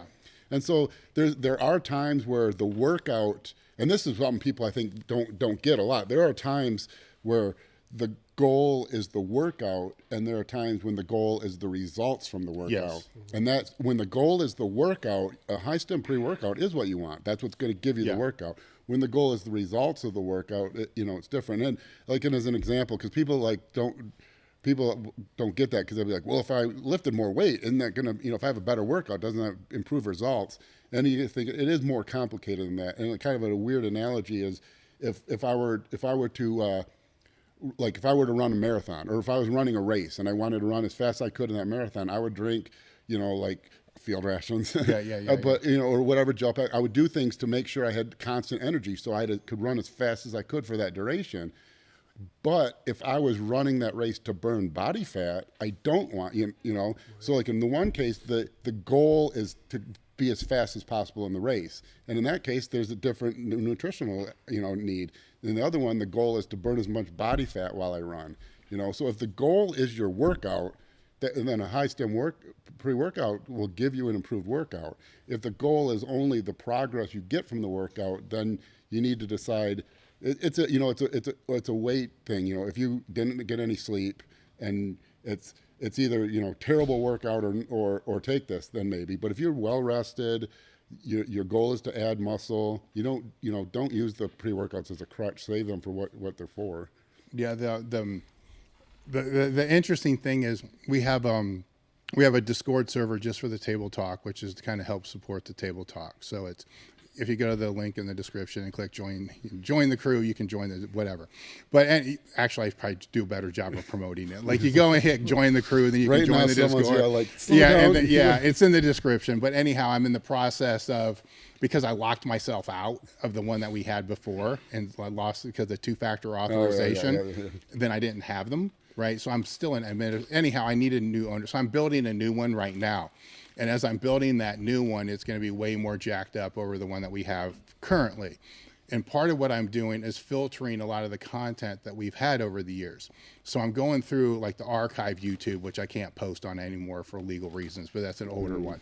And I'm putting, you know, unlisted videos in there, you know, to categorize them. And then I just now started going through our current YouTube. And I'm actually just 11 months away from getting all the way through that. So it's almost all done. But I'm finding videos, right? And I'm putting them in there. So there's like a little category that says Justin Harris, and then it's got the best videos that are in there. And I just literally just yesterday watched the pre-workout video that we're talking about. And so I'm watching that. And as I'm watching it, I'm like, you know, I kind of felt like a fucking hypocrite too, because I failed to mention that there was a time I would take ephedrine, caffeine, and aspirin together before any squat day, especially a heavy one. And there was a time I took things way worse than that weren't even legal, you know, to be able to do that. And that's a fact, you know, so there's still going to be people that are going to do that because, as you said, that training, it's the outcome of that actual session. This weight needs to lift, and I want to fucking smoke it. And if the best way for me to smoke it is methamphetamine and Percocet, which don't do that, by the way, but you will get the lift. You know, then so it started with a gateway. It started with ephedrine, aspirin, and then caffeine. And then all that shit changed when I went to Westside anyhow, because Louis had a big issue with it, obviously. But then it migrated into, I think even at Westside it was Sudafed, right? Yeah. Like 10. Yeah. I mean, it was like stupid. Because you could load up on that. Which is ephedrine. Yeah, well, pseudoephedrine. Yeah. Which is now it's not. It's Sudafed now is all synephrine. I think they still produce Sudafed with the pseudoephedrine, but it's like always behind the counter, and you got to bring a card up and go on. It's like harder to get the ephedrine even. Well, back then, I mean, you could buy the ephedrine. Fuck, you could buy Clen too back then. It used to be legal at some point in time. To squeeze the horse stuff. Or you could get, I shouldn't say this, but you could get Benzodrex inhalers had propylhexadrine, which is chlorohydromethamphetamine. Yeah. And if you poured lemon juice on the cotton, it would extract that out, and then after it dried, it would crystallize it into an amphetamine salt, which would be a chlorohydromethamphetamine salt. See, I needed to know you back then, right? Because I'm just hitting the inhaler, taking all this other kind of shit. You know, I wonder why years later after doing that, I have heart issues. I can't fucking figure out why that could have possibly have been. And that does remind me, though, is because you had troponin back then, and I think it was a fat burner that you had a stockpile in the freezer of whatever the component was. I just wanted it, and I couldn't get it because you only had so much, right? It was, I found this, I can't remember the guy's name, from LSU, a biology graduate student. His thesis was on, see where this is going? I love this shit. We talk about this in between like sets of squats at 5 a.m. You start talking about this. I breeze through all my phys courses from our workouts. But it was because I was looking into acetyl-CoA carboxylase 2, which is correlated with fat loss, and I find this research this guy's PhD thesis, and there was some chlorobiotin version that would basically completely like close off that pathway, and like it would just be pure fat burning. And so I reached out to the LSU biology department, I think I made like a fake Theoretically, email. you did. Theoretically, you did Theoretically, this. it wasn't you. Yeah. Theoretically, Once upon a time. Dr. Jason Gilmore theoretically emailed LSU department curious about this, and so they sent it to me, and but then I didn't have a research lab, so I couldn't do anything with it. But that's hilarious. I forgot all about that. No, I remember that because there's other stupid shit that I was doing. I'm like, well, if I'm doing the stupid shit, I may as well just Keep doing it. do all of it. Well, yeah, it was. I think the first question I brought to you was because it's going from the powerlifting. I needed some other goal, right? But the one thing that always intrigued me to no end was how, because you see these football players and they'll go from the college to pro and they get a little better, but nobody gets like super a lot better within like the first year. Yeah. But in pro bodybuilding, people were turning pro and then putting on like 30 pounds of lean body mass in a year. And the conversation was like, dude, like, how the fuck is this happening? And he's like, well, I can just show you if you want. I'm like, yeah, let's do that. And then people are like, well, what did you do? I'm like, you don't want to know. But anyhow, I guess the important component of that whole thing is it's more available for everybody to do those things now, and probably more unnecessary for them to push those things because there's better things. Oh, it's a different. This would be hard to get stuff. It wasn't like going to 7-Eleven. It kind of is now. But the nutritional support still wasn't there either. I mean, I'm drinking fucking watered down Gatorade with BCAAs. You had to make everything your own. It was hard to get, because back then, supplements were a terrible industry, because you originally had the Weeder supplements, which were like liver tabs or just stuff that didn't work, and it was just a way to make extra money out of the magazines. And then you went through like a phase where people kind of realized, like, what was it, HMB? People realized that you could lie or extend the case use of what a research study may say, like Bill Phillips basically with the AS, and then they lucked out, and that creatine actually worked. Creatine was a good product, and it still is, solid product. And so then there was that like kind of golden age where everyone's looking for the next creatine, and you could lie, and all there was the magazines. There wasn't the internet, so it was hard to like really decipher. And then then like supplements went total sleazeball kind of, because that's when it went to the pro hormones, the pro steroids, and it was like basically, and I don't want to say even sleazeball, because like that's awesome stuff. Like, people are figuring these chemicals out that, like I used to go on E-molecules and just draw, because because the steroid starts out as a 6-6-6-5 carbon chain, and then you just add a hydroxyl group, add a, and then it'll tell you if that's an actual compound or if it's been produced. It's like, that's what Patrick Arnold was doing, and he's like, oh, this has never been produced, so they're not testing for it, but it should have anabolic action. Let's let M1T, or wasn't Superdrol legal at one point? And you went through that phase, and so then, like this, I don't even know where I'm really going with all this, but the supplements went through like this whole weird transition to to where now it is what I think it always should have been. It's things that actually do supplement what you're doing.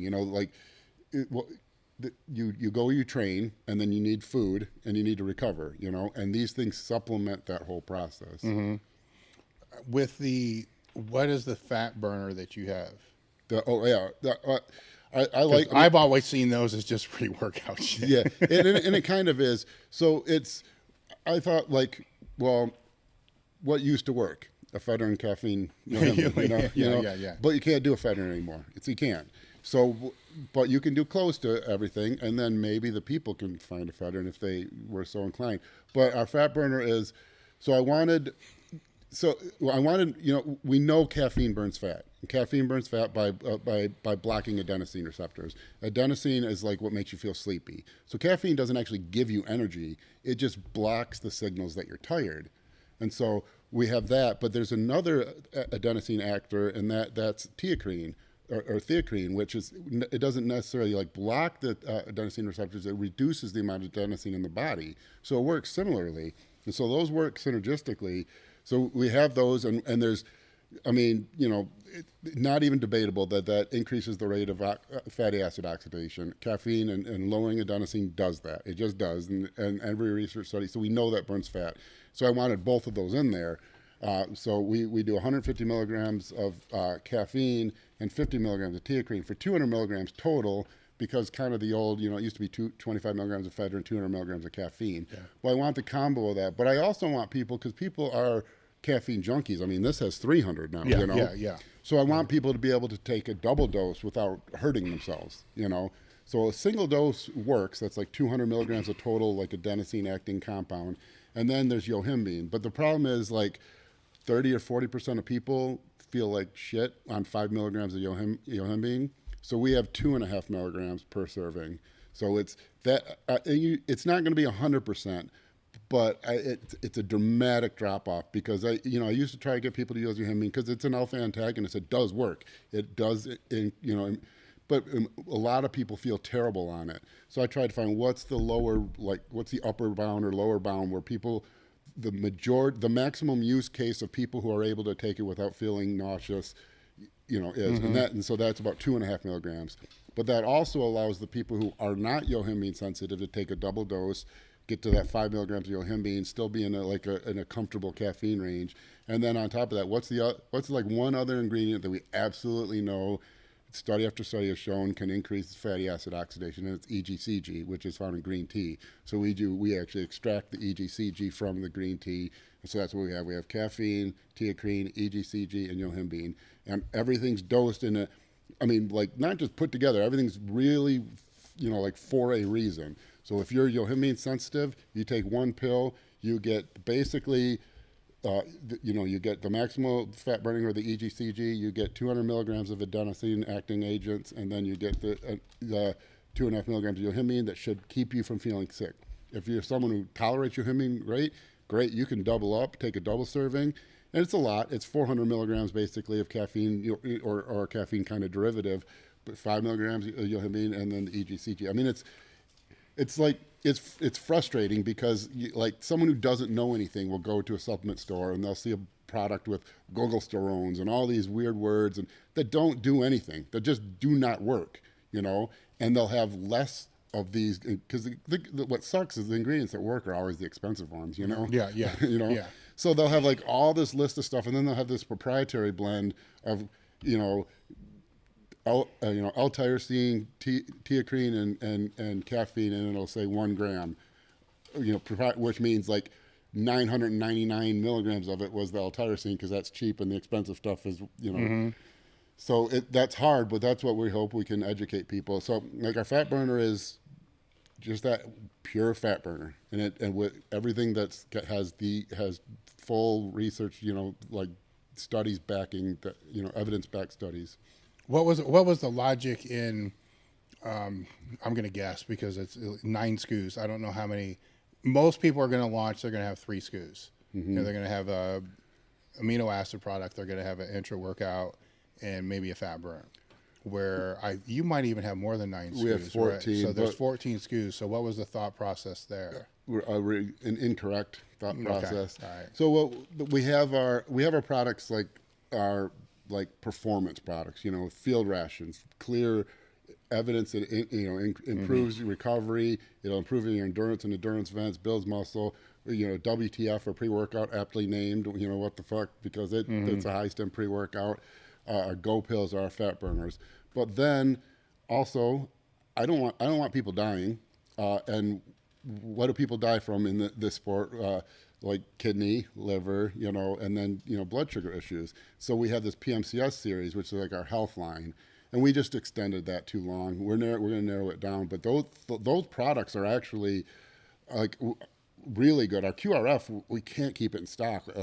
What one is that? The liver. Okay. Yeah, and because it's got TUDCA and NAC, and it's difficult to get the amounts. It was difficult to get that formulated in the amounts.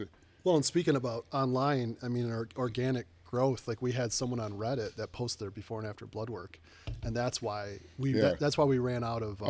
That's why we ran out of stock, because our forecast was very conservative, like and so now we've obviously changed that. It's like, whoops, there you go. Like someone who was reputable, posted something about it, was talking about and this wasn't us. This was just because it works. No one else affiliated with us. Well, I have a question for you on that, where, I mean, you would be the person I would go to ask this question, even if you didn't have a supplement company. I've never had an issue to where that was, the issue for me. But I've always wondered with that, though, is it just working by a mechanism that is going to change the numbers that are going to be on the blood work, because the liver's still being blasted with whatever else they're doing, right? So you see what I'm saying? No, so the great, liver, very good question. Yeah. So the liver is very robust. I mean, it's like you got to be a long time serious alcoholic before you die of cirrhosis. The liver will regenerate. So yes, what you're doing with this is you're giving it things that allows it to process what you're currently doing better. And so, and then yes, when you stop, you're still blasting your liver. But the problem is that the effects can build up. If you're getting an ALT and AST of like a 48 and a 42, and it's always in that range, and it's like, okay, well, I worked out 2 days before, that's why, then that's fine.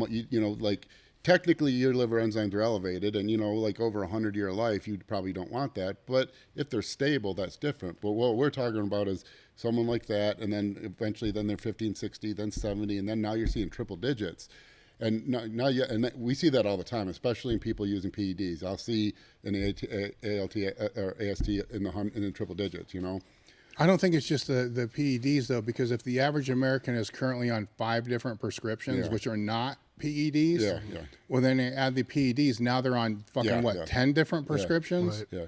So so in that case, you're getting to the point where now the liver, even though it's robust and it is constantly regenerating, it's not keeping up, and those values are getting worse. And this will fix that. Yeah. And it does. I mean, we got Bloodwork. That wasn't an ad or anything. I mean, we sold out like overnight because we couldn't figure out what it was at first. Whereas we're like, we're not running an ad. Where is this? And it was someone just happened to buy our supplement.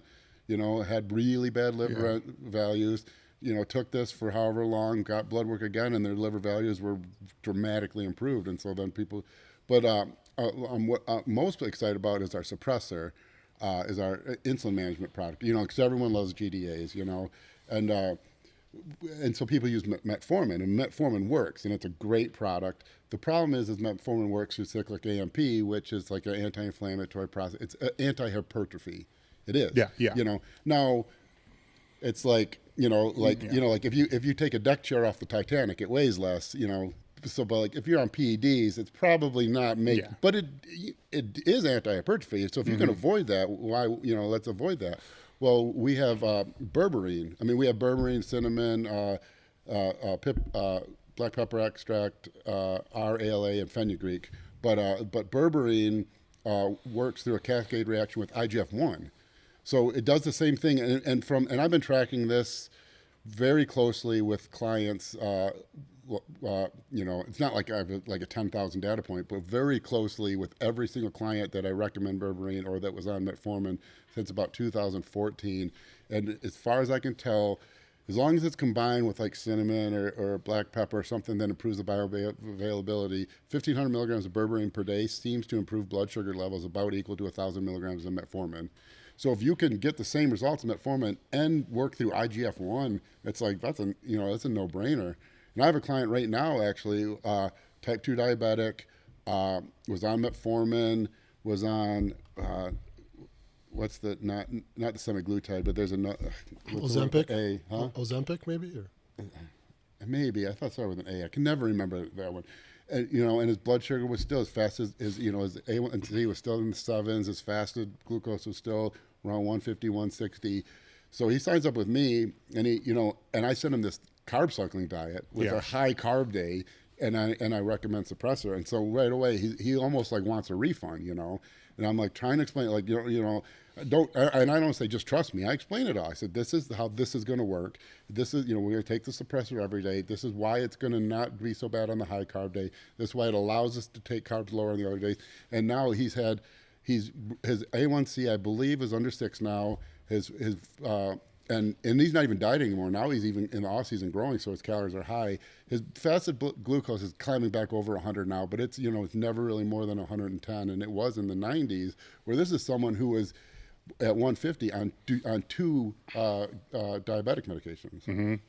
Well, I think that the one thing too that it doesn't have to be this or this too, because what's in Suppressor does work in a different pathway than metformin. So even if someone still was using it, like I have some general population, just family members, like Christmas, that's what they got. Like, some of that, as well as some other, my wife's like, we gotta do better now. You gotta put something else in there, of course. You can't just put the Suppressor. But I was like, yeah, stay on your meds. Like, your doctor's managing that. I'm not trying to overstep there, but you can take this with it. It's another pathway, and it's just going to improve it even more, so it's just something kind of think worth noting, especially for people wherever they are with their journey. These are people that don't work out and aren't as serious, just some general health stuff, Well, you coming from the mitigation industry, right? Yeah. That's kind of how one way to kind of look at it. Sure. Where one of the things that I've often wondered and haven't been able to get a good pulse on, because the deaths, right? I don't know if they've subsided or not subsided when you're dealing with, bodybuilders and people that are just pounding tons of shit. Where what I've often wondered with that is when the access to be able to mitigate the side effects becomes easier to do. In other words, when I was doing things at very, very high levels, I would have to stop, right? Because I'm so fucking purple, and lower back pumps and all this other stuff. Now, if you could have told me, hey, you can just take a blood pressure medication, it will mitigate a lot of those side effects. I'm going to tell you straight up right now, 1,000%, I would not have taken the same. Right. I would have taken more. Yeah. I most definitely would not have taken less, right? Yeah. Where I wonder if that is what's actually creating more of the problems. It's very likely. But it's you say blood pressure, and this is a personal frustration outside of the supplement company, outside of everything. You can be pretty dumb with PEDs, essentially, as long as you keep your blood pressure under control. Because what happens is, and I've explained this before, but you take stuff, your blood volume increases, and so you have the same the same garden hose, and now you have twice as much blood and water to pump through that garden hose. The pressure is going to be higher. And so the pressure, pressure is actually force over area. So your heart is force. F equals MA. Another rant we went on. We'll keep going on it, because I think this is important. Because see, I was one of those guys that people would say, "Is it high?" I'm like, it's high, but it's not that high. It's like borderline, and that was still justifiable in my brain. But long term, it's not. Because pushing against the pressure, and so pressure is force over area. So that's more force. That means your heart is pumping with a higher force. Well, it's a muscle like any other muscle, so it's going to grow. The only thing is, your bicep, when it grows out. Your heart, the muscle, grows into the cavity, so the cavity gets smaller. Then your heart rate goes up, and it's beating faster, and it's beating faster.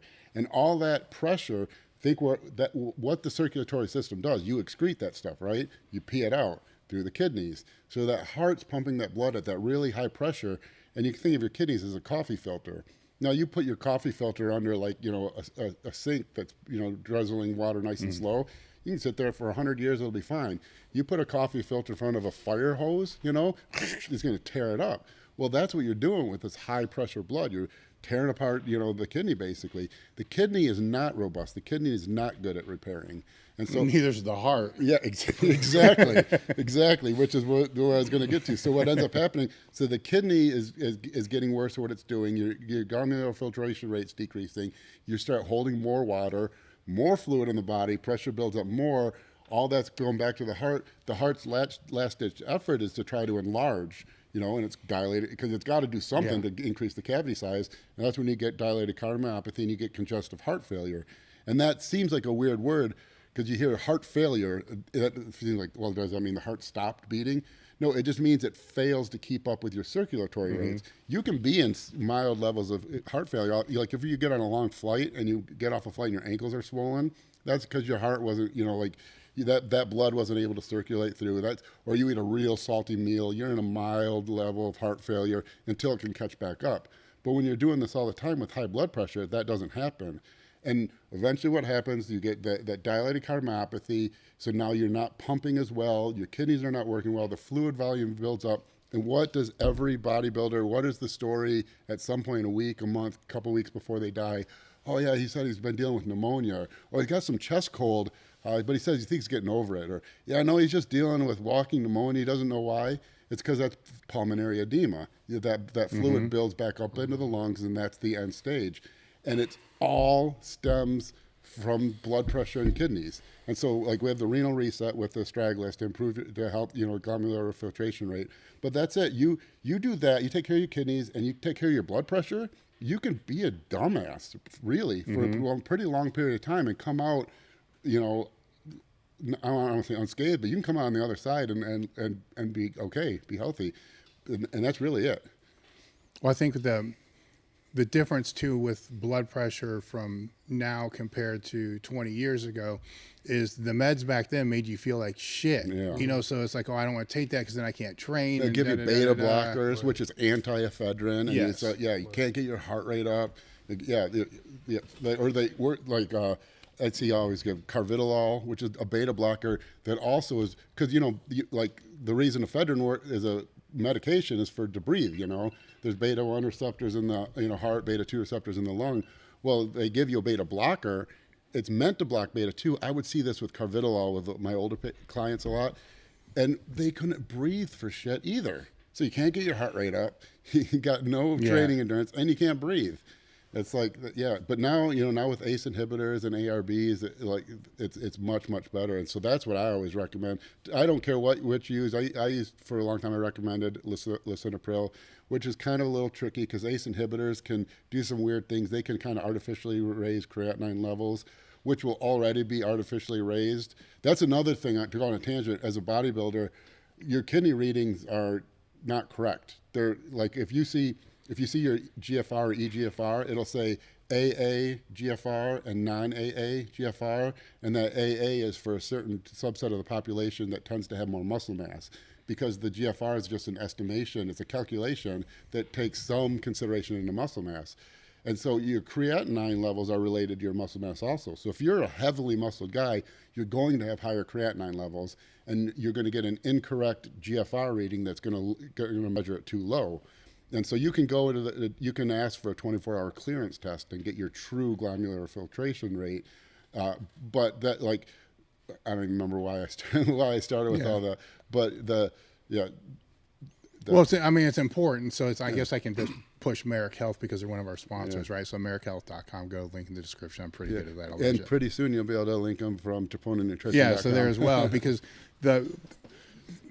there's doctors now, and they have whatever the in-between person's called. I just call it like a connoisseur, whatever, the side guy, right? Broker. The broker that's in between to be able to help with all that. That they're not assholes. Like, look at the resistance that we had to deal with just going in because we had a cold, or going in because we had some infection and just needed an antibiotic, not a cold, but like a real bacterial infection. Yeah. And everything I ever went to the doctor for didn't matter what it was. I was there because of antibiotics in their mind. It's like, God, so it's no wonder why these TRT clinics, legit ones, are booming right now, because doctors, not all, fall behind the curve. And they just assume that the person sitting across from them is just going to quit. Yeah. And they're not. No, and that's a really weird thing, because they would, they would lecture an obese person about eating healthy, but they won't refuse to give them medication. They won't refuse to treat their blood pressure. They won't, or for an alcoholic will come in, they'll tell them you need to stop drinking, but they're still going to care for the issues they're having with it. They're going to develop type 2 diabetes. They're going to give them medication for it. But it was for a long time, it was like, as soon as they even assumed it was like, no, you're fine. If you stop that, that'll go away. Oh, I got a ridiculous story I can tell you about all this kind of bullshit. But I had a medical condition at one point in time to where it was, I forget what it was, CT or whatever it was of my lungs, and there's a little spot that was on the lungs, and I had to be retested. That's all that really said is, okay, there's something that looks a little different here. You need to be retested. 6 months, a year later, whenever they're retested, it was a shadow. It was no big deal. But this physician that was caring for me at the time was convinced it was because of anabolics. Okay, and so I'm engaged in this conversation, and my wife's there at the time. And I said, what do you mean? Like how?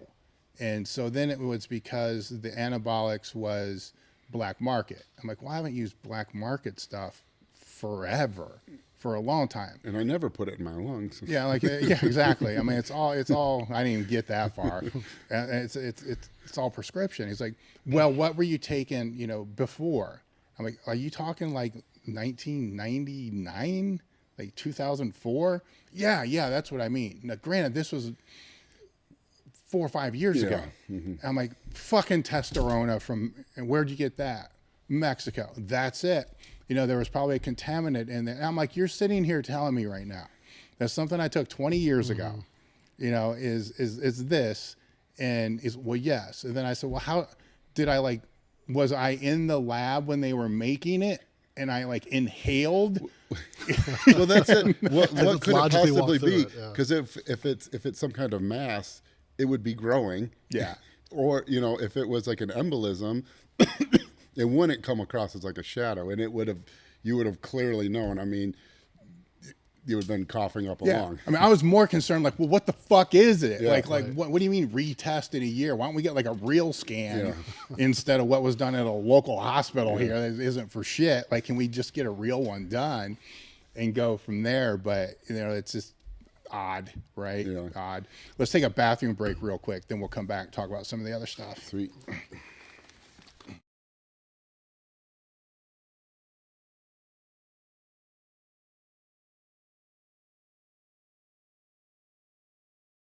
America Health is a premium telehealth platform specializing in hormone optimization and preventative medicine. Are you looking to optimize your health in and out of the gym, improve recovery, sex drive, and quality of life? Have you tried speaking to your health professional about this and have gotten the cold shoulder, stereotyped, or just told it's part of getting older? You just go to americahealth.com/table talk, and you can create your own lab, or you can take labs that we've had set up for them, which are based upon the same labs that I've been doing over the last 15 years. Or you can use their guided optimization. With this, they'll put you in touch with a patient care coordinator, which is actually pretty cool because you get to sit down and speak to somebody that can understand what you're looking for from hormone optimization and the preventative medicine standpoint. After that conversation, they'll determine which labs that you should and which tests you should have done, and then from there, get the labs done. They'll review those labs with you and put you in touch with one of their hormone optimization specialists that can determine which supplementation that you should use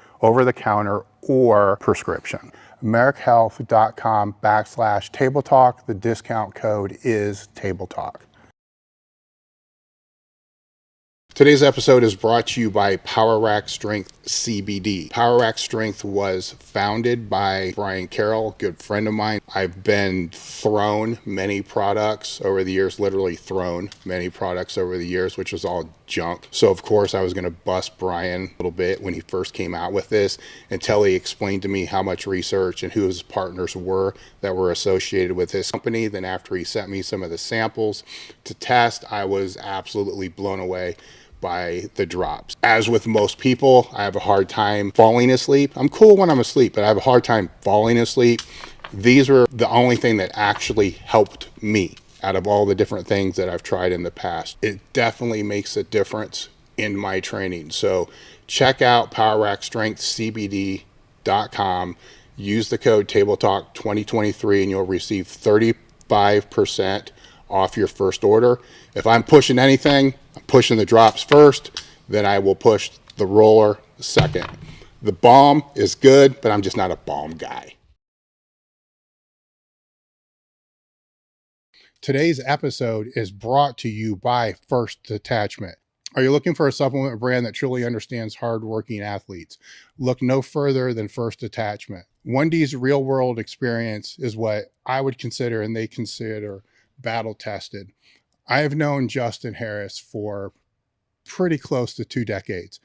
And if there's anybody that I trust with nutritional and supplement needs, it's Justin Harris. If you guys have followed me and have followed the podcast, you pretty much already know how I feel about the supplement industry. For me to get behind any brand, I have to trust the brand and I have to trust the person both. And I'm pretty sure you guys all know why. When it comes to creating formulas and putting products on the market. And there's nobody that I trust more than Justin Harris. While I love all of their products, I'd suggest that you check out the Field Rations and WTH first.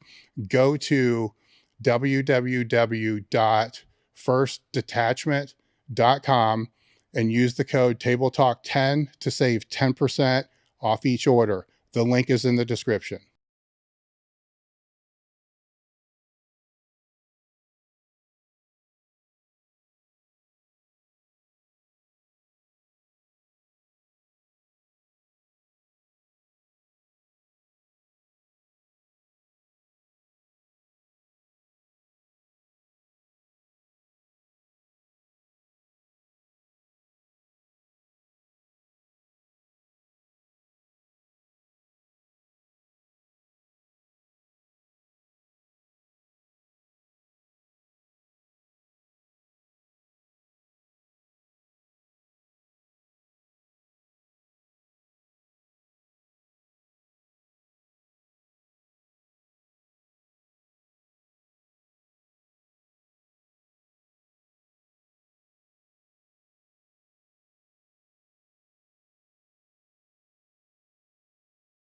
Today's episode is brought to you by PowerRack Strength CBD. PowerRack Strength was founded by Brian Carroll, good friend of mine. I've been thrown many products over the years, literally thrown many products over the years, which was all junk. So of course I was going to bust Brian a little bit when he first came out with this until he explained to me how much research and who his partners were that were associated with his company. Then after he sent me some of the samples to test, I was absolutely blown away by the drops. As with most people, I have a hard time falling asleep. I'm cool when I'm asleep, but I have a hard time falling asleep. These were the only thing that actually helped me out of all the different things that I've tried in the past. It definitely makes a difference in my training. So check out powerrackstrengthcbd.com. Use the code TableTalk2023 and you'll receive 35% off your first order. If I'm pushing anything, I'm pushing the drops first, then I will push the roller second. The balm is good, but I'm just not a balm guy.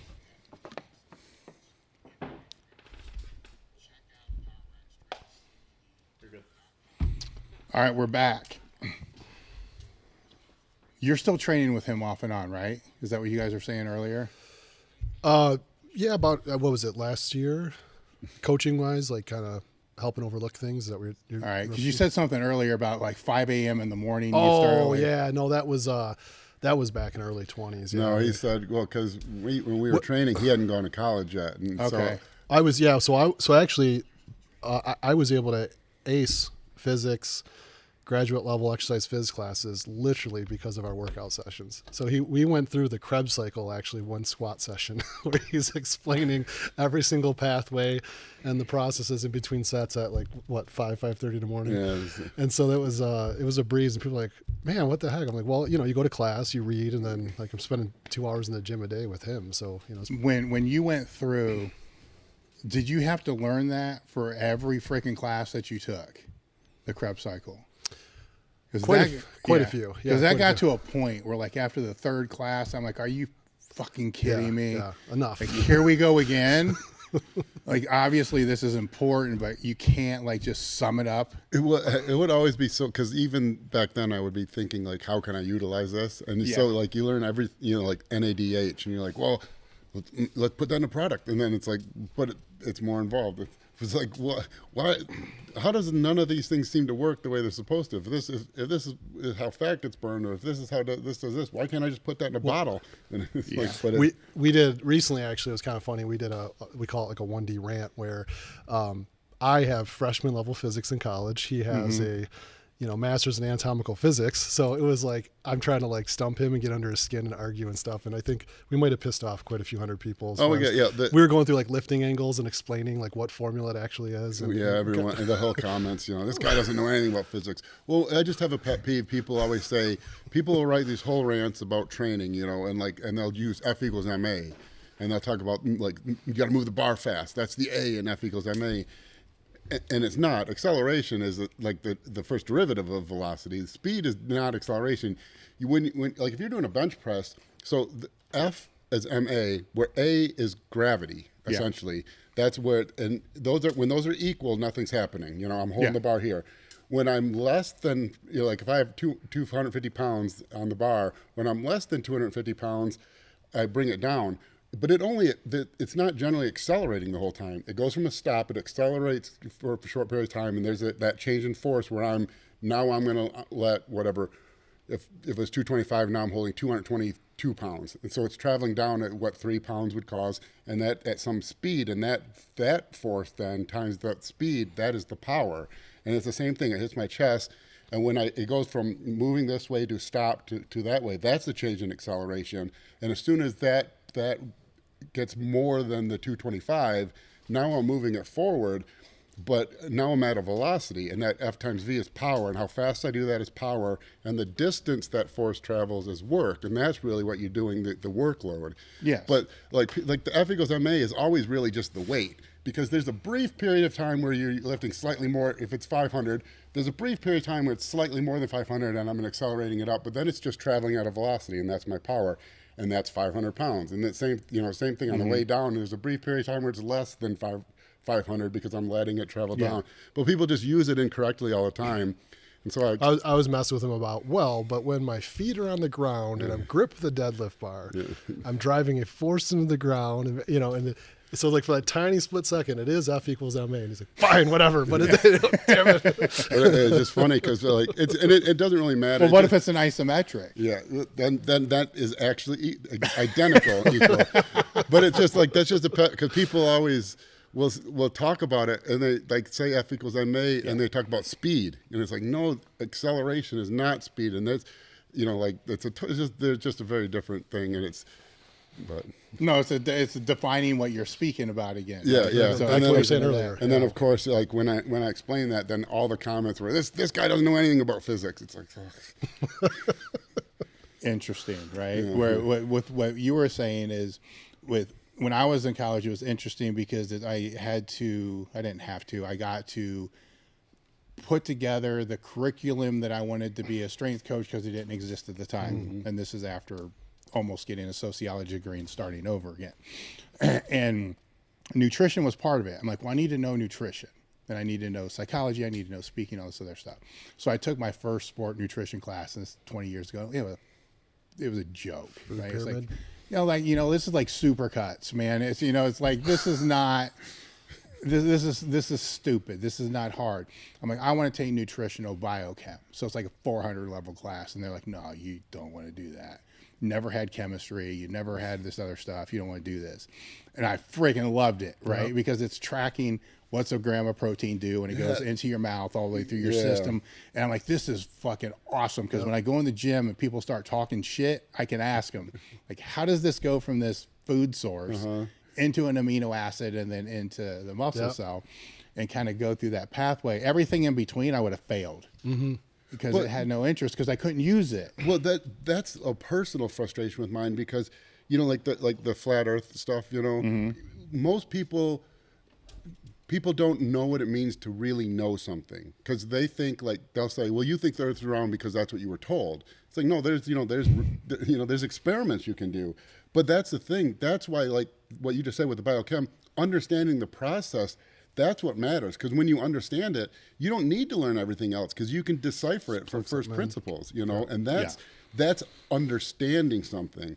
And that's a big, I think, in American education, probably global education, but we are never taught to understand. We are told something and then we repeat it, which is very different than understanding something. And when you understand something, it's a much more broad thing, like you said, because you can track the protein going. I ate it. Then how long does it sit in the stomach?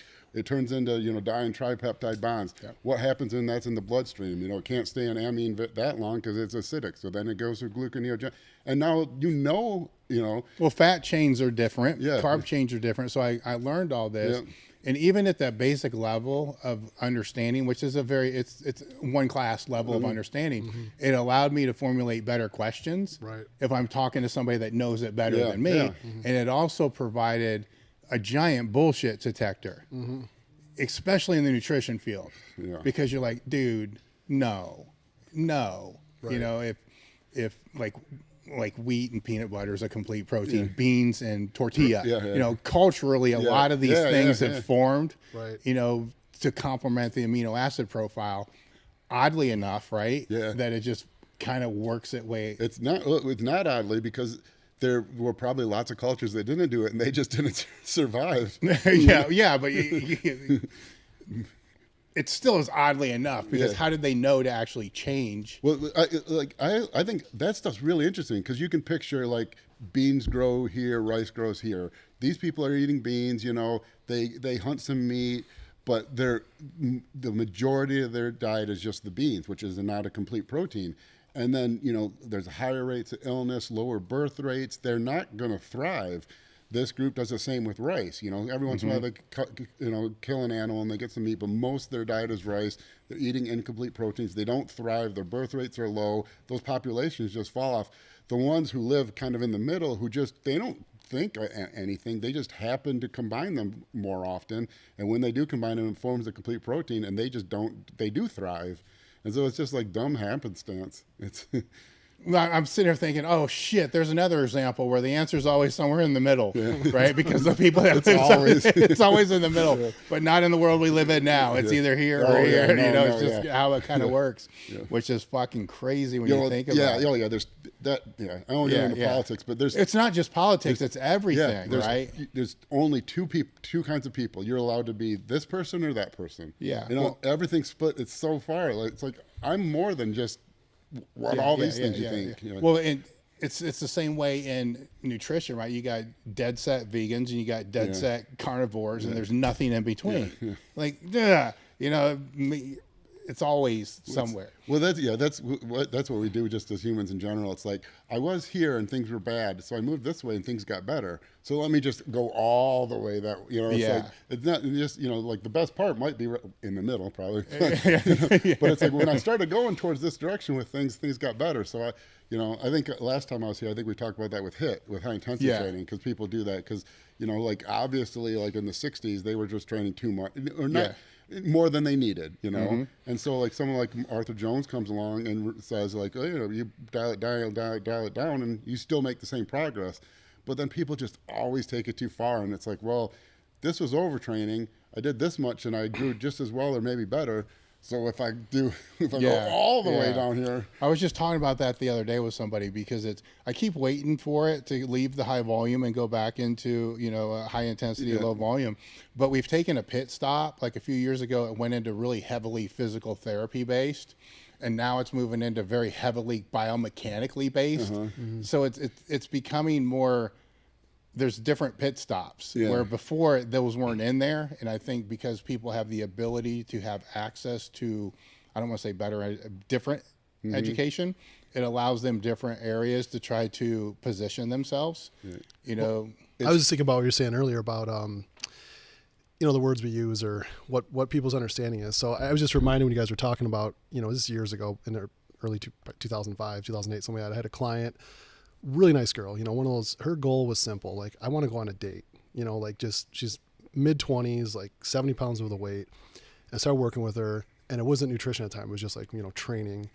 And then we started getting nutrition, and she's running marathons and all this stuff. And I'm like, I look over on the treadmill and see her chugging a Gatorade.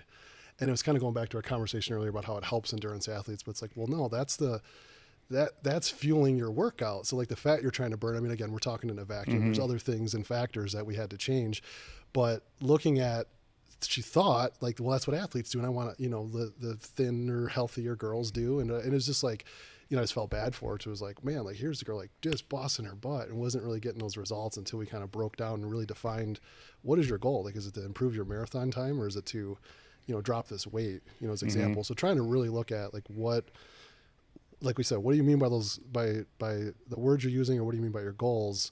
And that really made a dramatic difference, like between that and some other tweaks. But it just was, you know, it's just interesting to see like how long, if, you know, I didn't intervene or someone that didn't intervene, like how long would she have went with that? This, you know, just our industry is so bad with that. So bad. It's like, you know, like well, you weren't eating enough to lose weight. It's like, no, that's not how it works. You know, like, I mean, there's some metabolic slowdown over time, but no, it's not like, you know, because if you weren't eating enough to lose weight, then, you know, people in sub-Saharan Africa would all be obese, and they're not, you know, because they don't eat, you know. I mean, there's just so many things like that, and that goes back to the like repeating something, whether you know something or you're repeating something that someone else said. And so much of what people go through life is just they never really take the time to understand it and learn it for themselves and internalize it and convert it to something that's theirs, and they just repeat what other people say. But that's hard as a coach, because they like they like people just prey on females with it, basically. You know, they'll say, brag about women just don't have a high metabolism. So the numbers are what the numbers are. You know, like a super heavyweight male bodybuilder, 260-pound pro bodybuilder can eat, you know, 5,000 calories a day and stay lean. So you put him on 4,000 calories a day, he's in a 1,000-calorie daily deficit. That's 2 pounds of body fat per week, no cardio, and he's still eating 4,000 calories a day. You know, like a 48-year-old woman might burn 1,500 calories a day, you know? So for her to be in a 1,000-calorie deficit, you have to only eat 500 calories, which is just straight starvation. And people just like coaches, it's terrible online, will lie about that, about how much, I mean, because you can't skirt thermodynamics, you know, you just can't. And so it's like, which just leads to all these misconceptions, which then leads to people repeating misconceptions, which leads to people who should know better because they're people in positions of being an expert repeating misconceptions. And then you get like what we have, which is absurd if you think about it. You know, in the 1950s or 60s or 70s, there was zero global nutritional knowledge. No one knew anything about nutrition, and everyone was in shape. No, I mean, like, you know, now we know all this stuff about nutrition, which is we don't. We just like, we do it all wrong, and we repeat all these wrong. And it's like, it's insane to me that we've like, as our knowledge base has increased, we're so bad with utilizing that knowledge that we've like, I mean, and it like you probably saw that new thing where like this CDC or FDA said that like Fruit Loops are better than say, and that's not really what they said. It's I clicked through it, and that's not exactly what it was. And it's like even that, and so then now every trainer takes that and it's like, look how dumb they are. It's like, no, you know, like if you really read through what they're saying, it's like, like, you know, this food is lower calorie than a ribeye, you know? It's the meme environment that we're in, where, you know, I first saw it and I'm like, okay, this is fucked up like everybody else did. And then what's the source? It's like everything now. And it's like, fuck, do I really want to take the time to go down this rabbit hole to see what this really is? You have to, though. That's the thing. It's like, did you read the article? Because if you didn't, that meme is never anything related to what the actual article is. No, it's just somebody that put it together to do exactly what it did. Right? What is the marketing and the attention and so forth.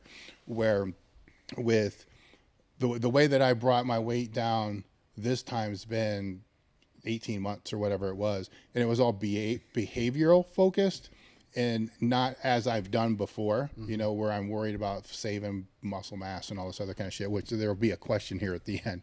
And essentially what I did was when I used what I know how to do. So when I was gaining weight, what do? You get on the scale every day, right? And if it's a little bit lower, it's like, fuck, I need to eat more. And understand water goes up and down, but in your mind, no, I need to eat more, right? And as long as it keeps going up, I don't need to force anything. It's going in the direction. If it drops really hard, it's like, fuck, is it fluid? Is it water? I need to put it all back on. What I did this time through was, I think it started like 280. Like whatever I do, I can't weigh over 280.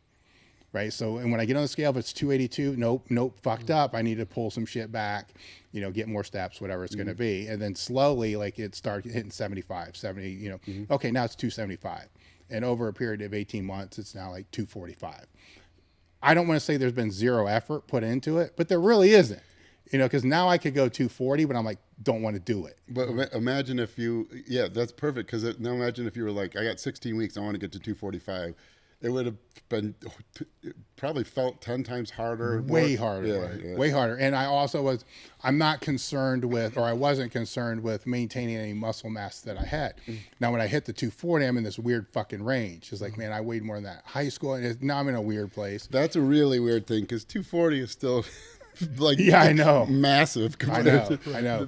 So I had my body fat checked at the 240. I'm like, okay, where's my lean body mass? Same way I used to do it years ago. So same metric, same measurement, all old school 9-site Perlo measurements. I'm like, oh shit, I lost 20 pounds of lean body mass. Do I give a fuck? Maybe. Do I want to put it back on? Maybe. So now I want to put some of it back on that loss because it should be easy, low hanging fruit, because it just kind of came on. So now I have to become more structured. Like, how's this going to, like, what actually is my protein that I'm bringing in? All these things have to become more structured to go in there without being a complete fucktard and going through there, right? That's actually like an interesting way of looking at it, because I think probably even myself as a coach, probably so many like general pop people, they're not looking for a dramatic body composition change, where the intricacies and the precision matters, and I did that once for my mom for my wedding, actually. I just put her on a calorie cycling diet, ate whatever, if you want to eat M&Ms, that's it. This day you get this many calories, this day this many, this day this many. This day is going to suck, but this day you get a decent amount, and you keep your it'll get your mind right for the next 2 days, and that's fine. And really, outside of pretty extreme muscle mass levels, that's all you really need to do, which is No, it works great because let's for an example, if when I was holding 260, I can't weigh over 260. Some days it'd be like 61, cut it back. Other days it'd be like 53. Like, I eat whatever the fuck I want, as much as I want, and so it's living kind of through that whole thing. Yeah.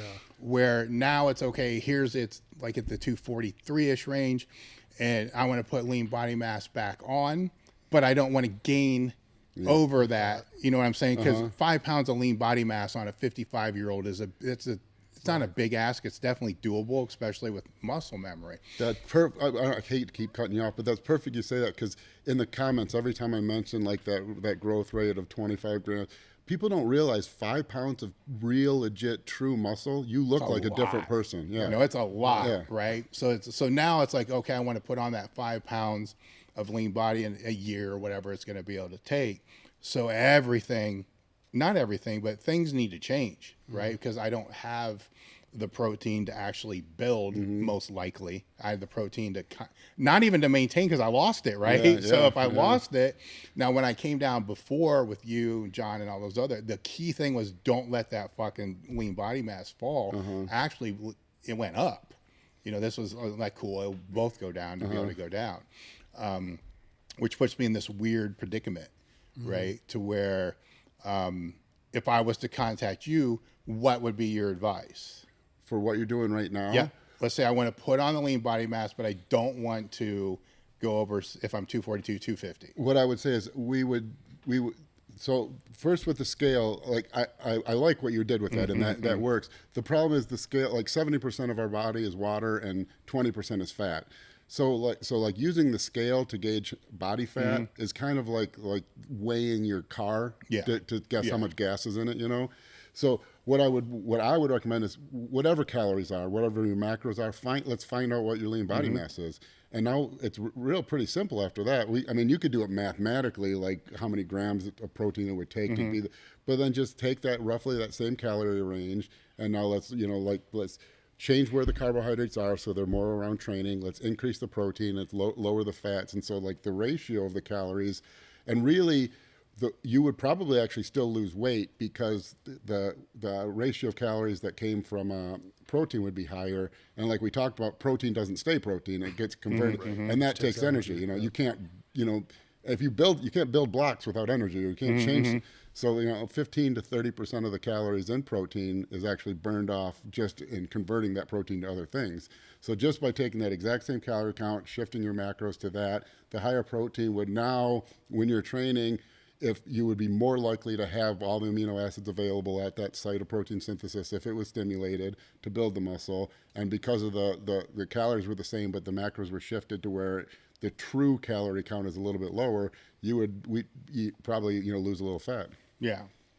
So fairly the same thing, Yeah. just in reverse, Yep, of what it was in a controllable fashion. Yeah. I think you still do the check-ins along the way too. Yeah. You know, see like, all right, like I know you've done it with athletes. I've done it with like football players based on their different positions could have a little more of a surplus than others, right? Like, Yeah. you know, but okay, are they getting too fat? Like, oh, we added maybe a little bit too much over the last couple of weeks. So you can kind of, on the way up, keep those checks and balances too. You Well, know, the reason I'm throwing throwing this out is because I'm sure a lot of my followers are in the same position. They're post whatever competitive career they were, right? And they want to put some of the muscle back on that they used to have, but not all of it, right? And they don't want to do it to the same extremes as what they used to, but they want some of it back without having to resort to all the things that you had to do before.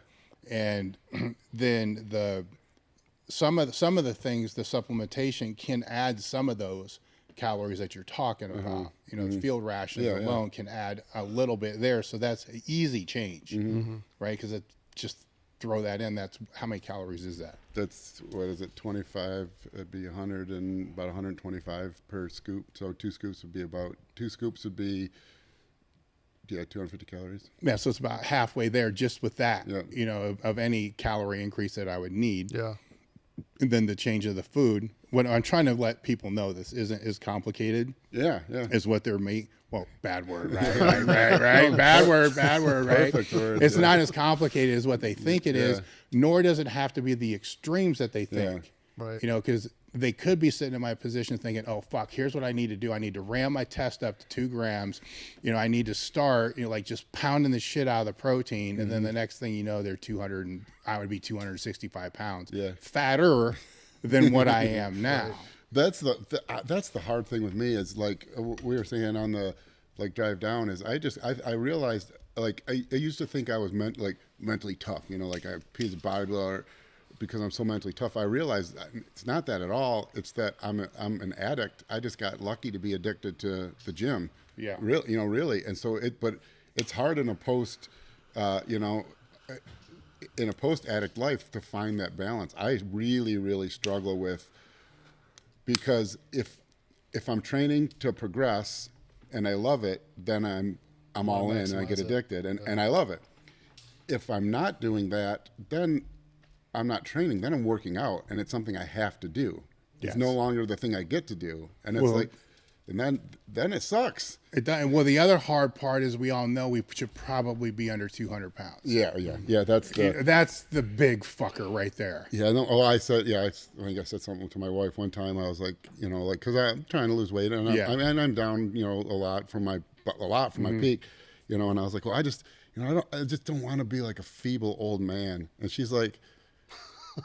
It's like you're 270 pounds. Yeah, you know? yeah. And my dad's, you know, really big. She's like, look at your dad. It's like you're not going to be 89 pounds, you know, walking around. You don't have to worry about it. But it's like the opposite of the person that doesn't want to get bulky from lifting weights. Yeah, right? yeah. Oh yeah, and then you go out of your way to find the outliers that are a little bit older than that you are that have way more muscle mass. Right. Like, well, they can, you know, they did it, they can do it, and kind of go, you know, that direction. I just stay in your chair up. No, that's not a big deal. With the company getting back to that again, are you looking to, and I know this is bad business, to get into the protein powders at all? Yeah, I mean, yeah, we have to. They're just terrible margins, you know, and we're a small company, and so we have to be crisp. I mean, I don't want to, it is bad to discuss because who knows what's going to happen, but I think our general goal is going to be a non-stim pre-workout, probably possibly an offshoot of a fat burner that's not yohimbine based, and then protein. Yeah, I have some ideas for nootropics too. The problems with anything that's good for nootropics, like if you could make a nootropic with phenylpiracetam, which the paracetams used to be like everywhere. You add a phenyl group to it, it's like now you got a stimulatory paracetam. It's like you know, like Alpha Brain, all that stuff you see. That would, but you can't make it anymore. So I'd like to maybe make a nootropic at some point. But yeah, I mean, I think we're going to have to get into protein. I don't want to speak for Joe, but I would like, because I emphasize whole food so much, I would like to make a true meal replacement, but that's in a powder form, like with oat powder, like a combination beef protein, probably whey, some casein, and make one that actually tastes good and is an actual meal replacement. Because like it's hard, because as a coach, I'm not going to lie to people. I'm going to say, like, I believe whole food is best. You eat chicken, like we have on our shirt, steak, rice, repeat, chicken, rice, repeat, So that's like what I believe is the best. But people have jobs, So if we can I'd like to create as close to a correlation to that as possible. But again, I mean, I can't talk now. Proteins, like getting protein manufactured is like $12 per 2 pounds, and people try to sell it for $12. Like there's it's hard. It's a tough gig. Well, I think go ahead. I was going to say, just going back to like we're working a lot on, educational, just free content out there, and the hope is, right, like people can make better decisions. Hopefully we're providing those, better decisions they're making. But that's the same thing. Like I think the hardest thing, even what you're describing, is going to be educating people on the difference, because they just look at, this one's $49, this one's $27.99 or whatever. Right? Oh, it's so hard too as a businessman, because you go to GNC, like people don't understand like what's GNC in has they have protein, they have a 4-pound jug of protein, and then they have a 2-pound jug with a pink ribbon on it for women, and it's the same price. The scoop is half the size, so it has the same number of servings. So, and it's the whey protein isolate or whatever. It's the exact same product, and you go in same and price, you try to tell, and but the women will say, no, I would just really prefer the one that's for women. It's like, no, it's the same product. They just took out half. The education is going to be a big hurdle, because as he was talking, as my life's changed over the years, it's harder for me to get. It's not harder. I don't have to force myself to get meals in. Yeah. I don't, right? So I don't know what time it's like 4 now. I ate like at 9:30, right? And I don't give I'm kind of a little hungry, but I don't really care. Not like huge type of hungry. Yeah. If there was something like you were talking about, it would be the most optimal situation to do, but it better be a fucking actual a meal, right? Because the shake's just gonna fucking make me shit. It's not gonna digest. Well, it's not gonna. Right. That's the problem again with, like, I guess integrity. Is that it's something I wanted to do, and I wanted to do all these. Like field rations essentially started in 2006. Like the idea behind it. So like you want to do it, but I don't want to just. I mean, spin it up and throw it out. Yeah, I mean, we could, like, a bunch of them were doing that in the early 2000s. Maltodextrin and whey concentrate, just a gut bomb. Sugar and the worst, like whey concentrate. It was only like 80% protein. And make it a meal replacement. And you could do that, and the majority of any consumer base is an uneducated consumer base. Not gonna know. But I just, like I said, like for me, this is a legacy thing. It's the weight training. My whole life is the way it is, largely because almost entirely because of weight training. So I want to make sure that the integrity is there through all of that. Yeah. Well, either way, you still have to build up the sales volume to be able to look at those products anyhow. Yeah. Right. Which is why people should pick up the products that you have now. The description is the link is in the description. Yes, and appreciate that. There you go, and that's gonna help and build that momentum, because the industry is trash. It really is, and you got to pick and choose. Right. And some of the things that you have are going to, because I take a fuck ton of vitamins, probably more.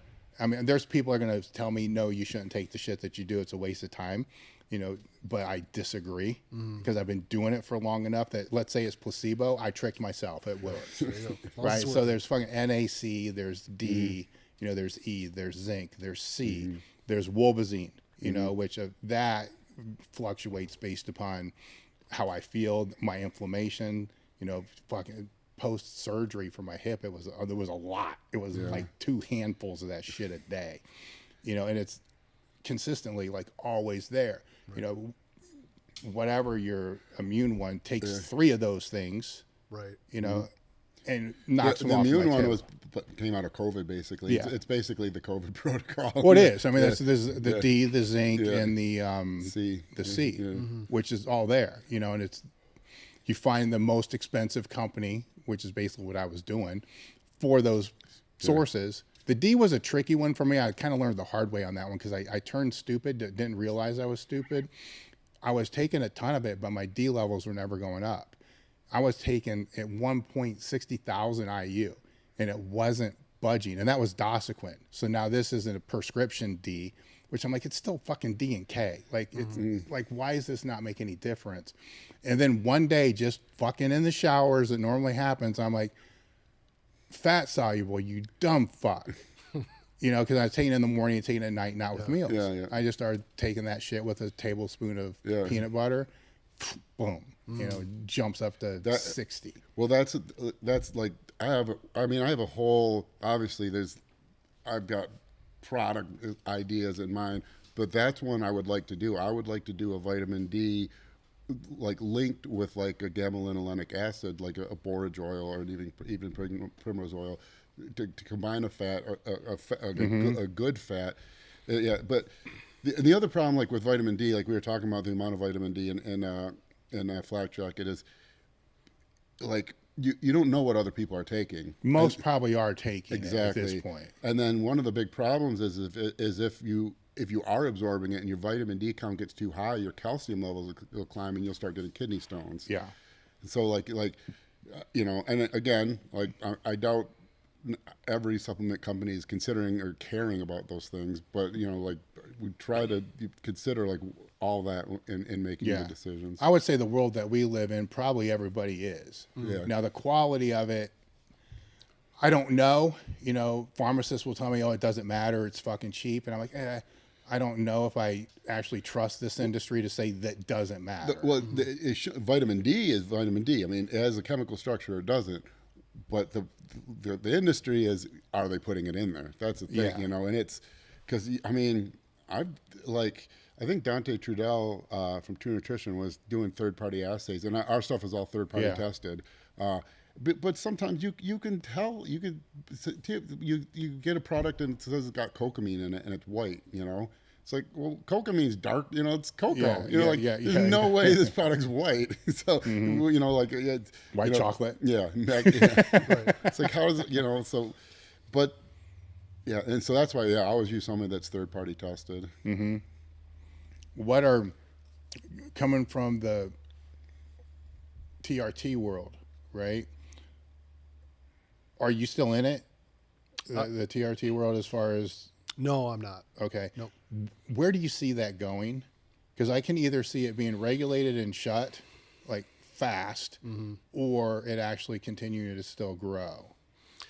Yeah, I mean, I think it's still growing. I mean, quite a bit. I mean, I back when, you know, it wasn't too long ago, I was in that industry, and over the last 5 years, I think on 3 different occasions, the prescriptions like nationwide double of testosterone. I think a lot of it is because it's so like more mainstream now, where a lot of people are talking about it on podcasts and channels and shows, and then not to mention, you know, it's not being banned either, right? Because you used to not be able to talk about it. Remember how hard it? You couldn't get. Yeah.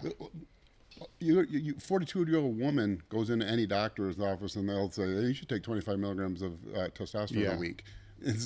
Any man walks in and your test level's a 120. He's like, well, you're fine. Yeah, you're older. You don't need them.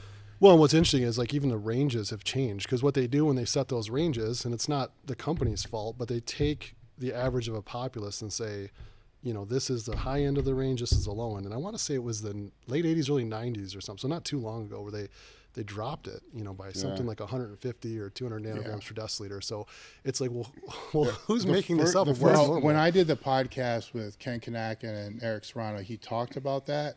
And the reason why he said that happened is where they pull those ranges from are patients. Healthy people don't see a doctor. Right. So now if everybody that's seeing them already have a reduced, then that's going to change that. Yep. And it's like, well, that's a serious problem though in America. It is. Like, well, there's a couple. I don't want to get sidetracked, but a couple serious problems. There's the lowering male testosterone level, which is going to decrease production rate, and that is a serious. People always. I'm going to speak way outside my area of expertise, but why not? But people worry about like population overgrowth. We're really the opposite is probably what's going to happen. And I think if you look at like China with their one-child policy, because you can think like me and my wife, that's 2 people. If we have 2 kids, we're linear. If we have 3 kids, we've grown the population. Well, you have a one-child policy, that population declines very quickly, and it doesn't take very many things. I mean, we saw like what COVID could have been. Can you imagine if COVID was extremely deadly? Yeah. Or you look at like China. They've based their education system has been based on not like in America it's innovation. Like we love innovation and people who design and develop things. In China it's copying that.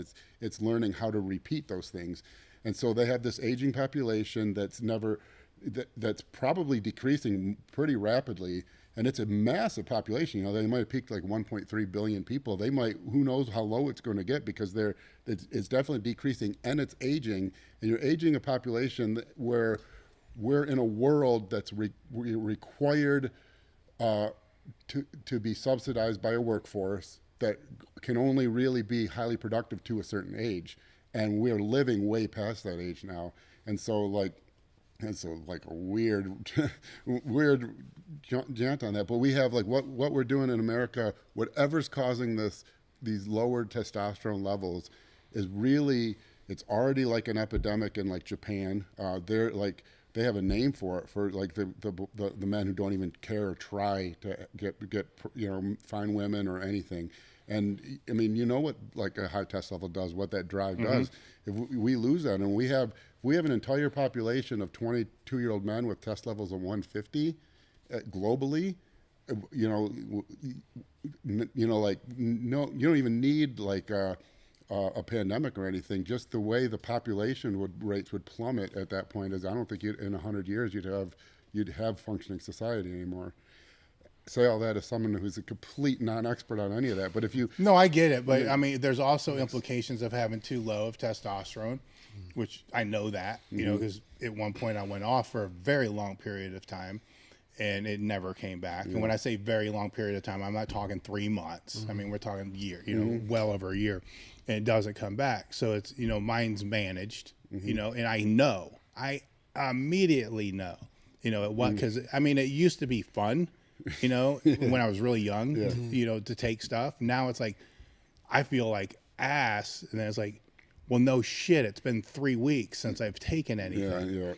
And it just worse and worse. So I take that, then I extrapolate it, which you shouldn't do, but we're just talking here, right? To other people, like, what if they are living with very, very low testosterone rates? I fucking don't want to do anything. I'm lazy. I'm fucking depressed. I'm thinking stupid shit I shouldn't be thinking, and catching myself like, why am I thinking this stupid shit? Right. And then that's my reminder, like, oh wait, check, fuck. No, I think we need, like, there's again, outside my area of expertise, but like you talk about toxic masculinity and stuff, and I think that's a real disservice just to the population in general, because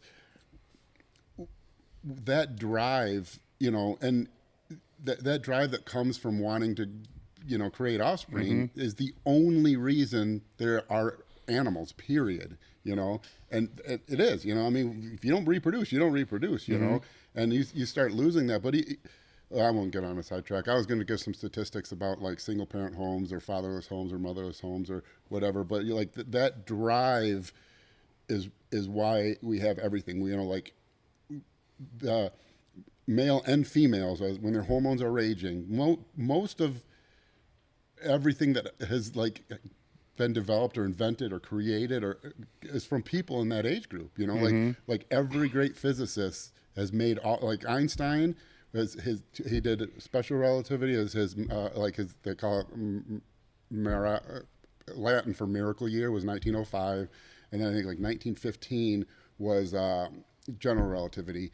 Well, he was still physicist till 1955. No new discoveries, and it's like that in every industry. And so like some part of that age period is obviously linked to hormone levels, and if we have like plummeting male hormone levels, in the age period where, like, as society needs to move things forward, I think, you know, like, if you really, like, kind of want to be, like, conspiracy theory about it, it's, you know, not a conspiracy, but, like, things could get scary if you have generation after generation. It doesn't take more than, because we're not, you know, like, we're like 3 generations from the, you know, like 100 years, you know, we're three full lifespans from the Declaration of Independence. You know, it doesn't take very long. You get 2 generations of extremely low test males who have much less drive to reproduce, and then females seem to tend to have higher incidences of, you know, difficulty getting pregnancy or PCOS or issues with that.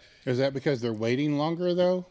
I don't know. I mean, I'm not an expert, you know. And there's who knows plastics in the food, you know. Who knows why testosterone's lower? Is it's likely or possibly linked to aggressive type things, you know, where we don't, you know, like we don't, like we talk about elephants, you know, like deer, you know, like like all things work the way they work because they need to work that way. You know, like hunting season's in the fall because that's when deer have antlers, and the reason they have antlers because that's when they have testosterone. The reason they have that is because the women produce, you know, they're in estrus, and the reason they're in estrus at that time is so they can be pregnant in the winter, so there's no babies during the winter. The babies are born in the spring, and the best chance to survive. There's all these things, and if we lose that critical period, like of men and women, where like that drive to create or produce or reproduce, you get 2 generations of that, and you can get a population collapse that, and I think a lot of like experts in the field are more worried about a population collapse than they are about overpopulation. And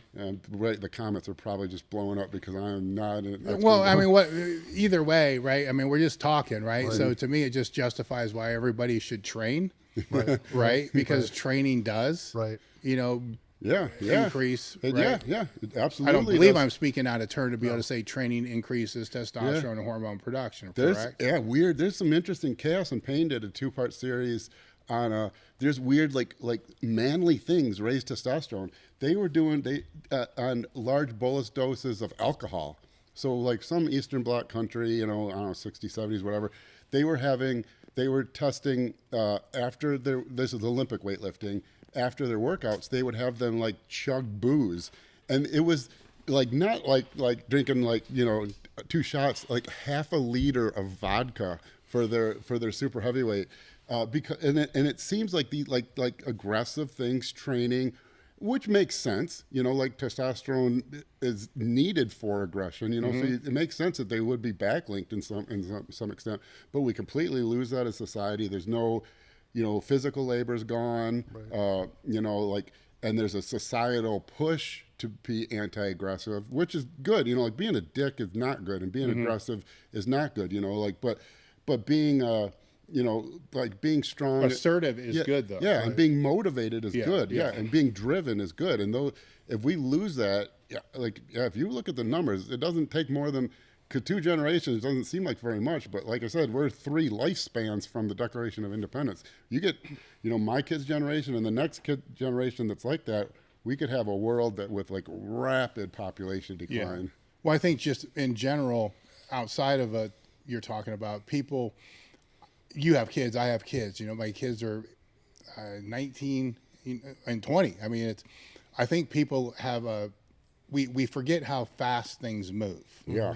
Right. And when you have kids, you're very well reminded of that. You know, my youngest just moved to another state for a job, and it's like, fuck, like shit, you know, and then you know, I'm reminded like, man, you know, did I do what I was supposed to do? And then I start really getting deep, like, well, where were the most formidable years? You know, it's, you know, is it 1 to 5 because all they do is like eat shit and they don't really do a lot, you know, then there's like 5 to 10, where that's probably pretty formidable. Then they're teenagers. They don't listen to a fucking thing that you say, you know, and then they're gone. And then it's like, fuck. And it's fast. Yeah. No, it's like real fast. Yeah. It's so fast. Well, I was just thinking like, cause my one daughter's in 8th grade, you know, and she's like, cause I got a senior, I got one, actually, she just graduated. She's done. There. So yeah, early. You know. Yeah. But, and then like 8th grade, and I'm thinking like, I remember, you know, 8th grade formal, and I can remember like that was like the cross colored time, like 93, and I was like, I think I wore like a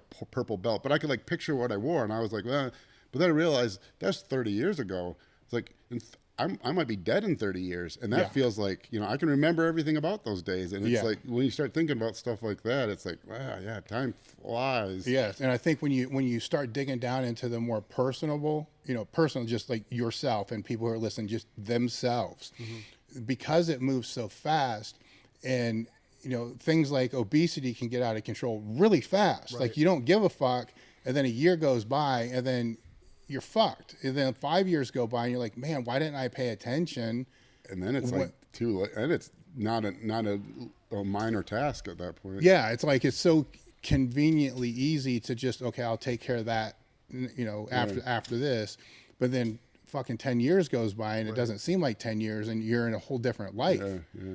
The further it goes, the harder it is. Our bodies are like just cruel by nature, because then you have, as your body fat gets higher, you have metabolic syndrome and all the hormone stuff's at reverse. It's very linked, yeah. It's just like that's what people don't think. Like the longer you put it off, the harder it's going to be to get back. And not because you're starting from a higher weight, but just because your body is like chemistry is working against that. It's even something I would tell a lot of guys, like, I'm not affiliated with any testing services or HRT clinics or whatever the case is, but I will say like testing is a huge, huge thing for general health, because like I would tell a lot of guys, if they're starting with a higher body fat percentage and their testosterone's low, and then they started like say TRT or whatever and started exercising and dropping their body fat, maybe they don't need as much, because their aromatase, enzymes were higher, their body composition was higher, wasn't as efficient at using the raw materials they have.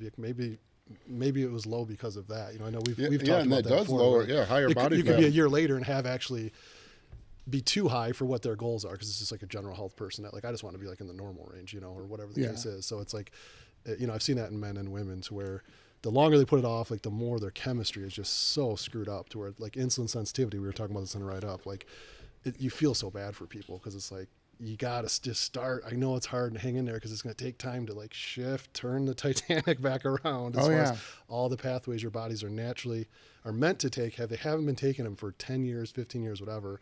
And in order to shift that, it just takes time. Like, it's not that you're a failure or you're not doing the right thing. Like you just need to understand, like, this whole thing's got to, Well, that's a weird thing, that like momentum, because I know when I was in shape, it was almost harder to eat an off-plan meal than it was, because I knew how much work went into it. I didn't want to lose all that. Yeah. Where I'm at now, it's like, I'd like to look better, but that's a lot of on-plan meals. It's way, so it's like you keep going in whatever direction you go. And I think the testing, like you said, is huge. American Health aside, I was talking about this long fucking before American Health came around, because I was fortunate that when I came to Westside, my doctor just insisted on it when I was blasting things. My life was all for powerlifting, and I was more than willing, and I don't regret it, to take the risk that I took. But it was every 4 months, 6 months back then, but quarterly or biannually, here's the markers, to be able to go that, and it just became a habit. But as I got older, and then things started to get a little out of whack, thank God. Right. Because now I know where my baseline is. I know where all these different things are. Yeah. And it's so more readily available now. Where back then I was fortunate as fuck. 20 years ago, you're not finding the person to do that. No. You couldn't even go online and just order independent labs. Right. But now, I think it's fucking vital, not just for people who are competing and all this other stuff, for everybody. Just to know where the hell their markers are, even if it's just D. Yeah. Right? I mean, come on, man. That you shouldn't even have to put more than 2 seconds of thought in that. So vitamin D we produce in relation to the sun, Okay, so for the bulk of human existence, we were naked in the sun 24 hours a day. Maybe like that's, or however many hours the sun was out. Our whole body, I mean, because you think like the bulk of human existence, that's a long time, 100,000 years, 200, who knows, like I think they say like 250,000 was when Homo sapiens first, whatever, but like 500 years ago was like medieval times. That's just a tiny little bit. So a long period of time, that's where our evolution still is at. We're still evolved to be naked in the sun all waking hours and that's where vitamin D should be. I try to tell my wife that all the time, but she just won't let me do it. Yeah, so Yeah, that would work, right? Where the neighbors don't mind. This is how we were made. This is our nature. But we don't have that anymore. So we are never in the sun, and even when we are, we're fully clothed. You know, so everyone should be on vitamin D, and that fixes so many issues, especially in the Midwest. Yeah.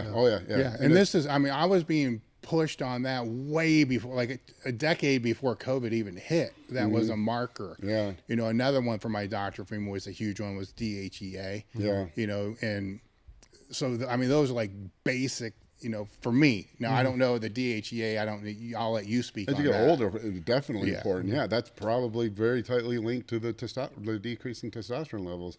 Yeah, but I hate to like harp on the health, and because not everyone cares about health or fitness, but COVID should have just. You know what, they do care when it's bad. Yeah, but COVID should have opened everyone's mind, because COVID sucked, but it sucked if you were old and overweight and out of shape. I mean, that's it. If you were in shape, take vitamin D and zinc, COVID most likely didn't suck. And that was the thing that, like, I try to talk to, like, friends, family, people I care about, because, like, it's like, if you're going to do your thing and I don't know you, like, fine, right? But everyone was going crazy, and maybe rightfully so, about the CDC guidelines when all that was going on, you know? And then I'm like, well, but wait a minute. But what about the CDC guidelines about activity? 5 times a week, 30 minutes. Like, do some kind of physical activity. That's from the CDC. Yeah. Why? Like, I bring that up, and it's kind of like pisses off certain family members. That's a good point. Because I'm like, we cared, and again, I'm not knocking masks, right? Like, I'm not touching that with 10-foot pole. No, I get that. But like, we cared so much. Like, I was in a field where it was like, this person doesn't have it on, and the next person comes in like, I can't believe I have to wear this. Like, anyways, but like, everyone so passionately cared about that. I'm like, that's like, a good 5 point. days, 3 days a week, and then there's, you know, what is it? What is the other guideline? I think is I thought it was like 3 an days a hour week of under activity 20. a day. No, it's just I believe it's 150 altogether. So 30 minutes. Okay. Yeah, just activity. So it's not like sprinting. But We're talking difference- general population. yeah. Just move. walking. Yes. You know, if people just, you know, thankfully people talk more about steps. Yeah. You know, now than they ever Yeah. have before. But that's a huge. You know what? It is kind of fucked up though too that we have to talk about steps. Like you all should get minimum steps. Right. Like. Especially because the steps are the reason we exist. I know. We were early on because we're not stronger than lions. We're not stronger than other animals. You know, and like we're smarter, but we weren't always brilliant with tools and we have bows and arrows. But what we can do is once we became bipedal, so like a dog, you know, they pant. They don't really sweat. They release heat through their tongue. And most animals pant. Some animals sweat a little bit. Two things we do very well are bipedal motion is less energy intensive than quadrupedal motion, so we can walk with less energy than other animals. We have a large surface area to body volume. We're lanky, so you know, we radiate heat like length cubed, where we absorb heat by length squared. So we radiate heat really well, and then we sweat very well over our entire bodies. So the early humans, the way we existed. Is we would literally chase animals till they died of heat exhaustion and eat them. So we exist as humans because of walking to the point of other animals dying from walking. And now we don't walk. Well, no, not at all. You know, when you bring it up, you know, sometimes because gut health is a big thing, you know, with a lot of people. And my first question is, well, how many steps a day do you get? Because, you know, every surgery I've ever had, you know, well, actually it's changed, but before you couldn't leave the hospital until you shit. Yeah. Right. Well, the only way you're going to be able to shit is to get up and walk and move. Right. Yeah. So, okay. So this aids in digestion. I learned that a long time ago, just from that before it became a topic of conversation, where now so many people have issues with digestion. Then you find out if they actually track it, they're getting less than 500 steps a day. Yeah. Like Stan Efferding, just with his 10-minute walks, I'm like, I mean, I wish I would have been the one to say that, but it's like, it's amazing. Like, how it's like a catch-all. Like someone's like, oh, my digestion's terrible. Well, why don't you try taking short walks after each meal? Hey, I'm doing much better now. Crazy, right? It's unbelievable how that works out. Are there with that in mind, because you're both you have your clients are at a different level. What other things are simple shit like that are people missing the boat on? Because that's easy to change. We eat. We don't know. We're so stupid with what's healthy food. And the reason we weren't fat in the 50s, 60s, and 70s is we knew it. And I think like the Brady Bunch in the 90s, like they made that movie. you know, and it was like, I think they were still like the same Brady Bunch, only like existing in the 90s. Yeah, you know? yeah. And like, I remember the mom going to the meat market and she's like, I need 8 pounds of ground beef. And the doctor's, or the worker was like, red meat? She's like, yeah, I got seven growing kids I need to feed, you know? And like, cause we thought, you know, like, no, that's silly. Eat these grains. But really, and I have trademarked it. I haven't, but I wish I would have. But I want to write a book called Pick It, Kill It, Grow It. Because that's it. If you can't pick it from a tree, grow it in a garden, or hunt it for meat, we shouldn't be eating it, because that's what 200 years of evolution of our bodies were designed to process. And if you do that, I guarantee a lot of your problems are going to go away. And I mean, it's like, it seems like it's stupid you should have to say that. Like, don't eat Pop-Tarts, eat fruit, you know? No, you make a good point, though, because it's for years we would just tell people and just made the assumption, you know, just make better food choices and move more. Right. Well, then you find out the more people you speak to that are just Gen Pop, just family members and stuff like that, they don't know the difference. They don't know what a good food choice is. Right. And it kind of blows my fucking mind, but when you grow, if that's our bubble. Yeah. You know what I'm saying? So we grow up in that. So we're like trying to process, you know, lean, you know, grass-fed beef and other beef, and you know, we're putting all this effort into there, where people they don't know the difference between fucking a Pop-Tart and beef, or and it's really pretty almost self-limiting, just because the food's harder to eat. There's so much more, because we have so many teeth and mouth and jaw issues because we don't eat raw food, or we don't chew meat as much. So as our bones are developing, and my wife's a dentist, so she'd be better at this. But like, you know, like wisdom teeth used to not be a bad. We needed them, and if you go to like primitive societies, they all have like big, wide. They have great teeth. Their teeth, they're not like all distorted. They don't need braces, because chewing hard food, like as the jaw is developed, it will develop wider, larger to fit all the teeth, and so our whole facial structure will be different. Our nasal cavity will be better. We'll be better nose breathers. And now we're like, the big thing now is nasal breathing, and we're learning like how important it is to breathe through the nose. You get better, you know, like that's where nitric oxide production. Well, it used to not be an issue. People didn't mouth breathe because of the way we ate. We ate nuts and grains and fruits and meats and foods that you had to really chew. We never ate mush. And so our jaws developed this differently. The way, and you can see like primitive culture still, you know, like in Brazil and stuff, they have these wider jaws, perfect teeth, and their nasal cavities are much more open. They breathe through their nose better. It's like we just do. It's like, if the food's not real, don't eat it. I mean, that's really it. You know, like you know, like a Snickers bar is not real. That doesn't exist anywhere. A bunch of machines have to come together to create that. You know, venison is real.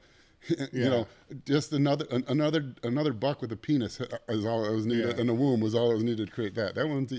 I didn't know that with the nasal breathing. I mean, I've always been a nasal breather in the first place. So when I see these people taping their mouth, I'm like, what kind of fucking stupid bullshit is this? You know, but as you just explained that, you know, if we have to, that's fucked up. Yeah, and it's getting. That's another thing that's getting worse and getting worse, and so now everyone needs braces, and because we eat mushy food, and now everyone has sleep apnea, and like this is again like going back to, you know, like we're 3 full lifespans from the Declaration of Independence. It doesn't take very long before this could really start. You know, you get a couple generations in of people with, you know, because it changes your whole facial structure when you breathe through your mouth too. Your jaw is less pronounced. I wish I could. I have no idea what the name of the study was because I was just Googling stuff. The craziest thing and a difference in someone who had like broken nose and could do almost no nasal breathing, and there was all mouth breathing, and they had real weak jaw, real narrow, like a male, but it looked like a feminine. Like female usually have like more of an A jaw, you know, and it like real, like kind of like loose, and their face looked really weak and soft. And then they had nasal surgery, and they showed the same picture a year later, and it was like you wouldn't believe it was the same person. It was like now it's like a square jaw, you know, like totally different facial structure. You know, like mouth wasn't drooping. It was really interesting. Like I said, my wife could speak way on. I'm probably saying things wrong, but it's like we all have sleep problems. We all have sleep apnea. That's why. Yeah. You know. One, I think for like food or general food stuff, and this goes for, I think, people, larger people, bodybuilders, people trying to put on weight too, is, you know, sit down, flip over the phone, be calm when you're eating, because all that hyper response is causing everything to tense up, which causes issues with your digestion. So that's where you're bloated and whatever. And I know Justin's formulated some products that actually help people trying to put on weight, which is counter, but we've used it with general population people too. And so that's, sometimes people get mixed up, like, oh, well, I do that. Like when I say walk, it's like, no, that's after. Like when you're done, then go do that walk after. There's a difference between like being all amped up while you're trying to eat and what that does to your digestion versus like, I'm gonna sit down, do my deal, have my meal, and then go walk. And then that's where you see all those improvements in, whether it's glucose, cholesterol, blood pressure. I mean, just the list goes on and on of all the benefits. I would even say that, the people who are trying to put on weight need to do some walking and cardiovascular fitness to actually put the weight on. No, I was saying eating. They're walking. I know, but I'm just saying in general, most people think the opposite. Like I need to take that out, but then they wonder why they're not able to. I have no appetite. I can't eat. Well, you didn't do anything. Well, and I think sometimes reason why like you work in a lot of this minor HIIT training and what you've explained, and correct me if I'm off on this, but basically the cardiovascular system's going to crap out on a 20 reps of squat sooner than before their legs will with a heavy load. So that's why you focused on like building up their cardiovascular system so they can get those extra 2 to 4 to 6 reps, whatever it is, to fuel their growth long term too. Because if your cardiovascular system's crap, you're going to die off earlier in a set. Well, to anyone listening, you can go through and see I have quite a few really large rates of growth in clients, like David Lamartine. I got a recent picture on my Instagram. Ben Pollock. I've done it many times, and people won't believe it, but it's the cardio. And I do HIIT cardio in a very specific way. It's not HIIT like 15-second sprint. My thought is like a 20 rep set of squats, about as intense cardio-wise as you're going to do in the gym. That takes about a minute. Okay, so I have you do 1 minute hard, 1 minute light. How hard? Well, it's self-deciding. Hard enough that it's hard for that minute, but you're still able to recover the next minute to just barely get through the next minute. And then when you do that, then your lungs are not the failure point on legs or back. On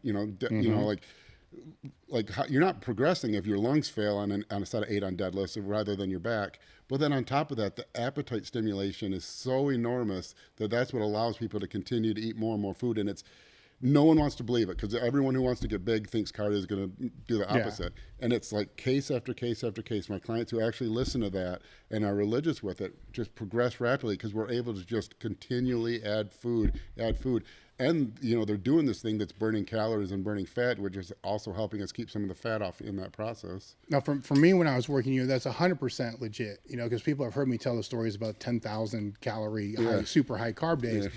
But I'm glad you just said that because the one thing I didn't tell them was that, there was cardio in there that was 1 minute just very easy walking on a treadmill and then pushing the fucking prowler down the gym and back as hard as I could. And yes, it sucks when you first start it. But it sucks always. Yeah, I know, but it kind of gets a little bit better, right? And it is easier to do actually because when I worked with Shelby, he was the other end of like super freaking ridiculously long cardio. It was easier to do an hour and a half on a bike than it was to do that. But the rate of growth, or not, the rate of me being able to take in on those, don't do the super high carb day. It took a while for me to be able to get there. There's a lot of factors involved there.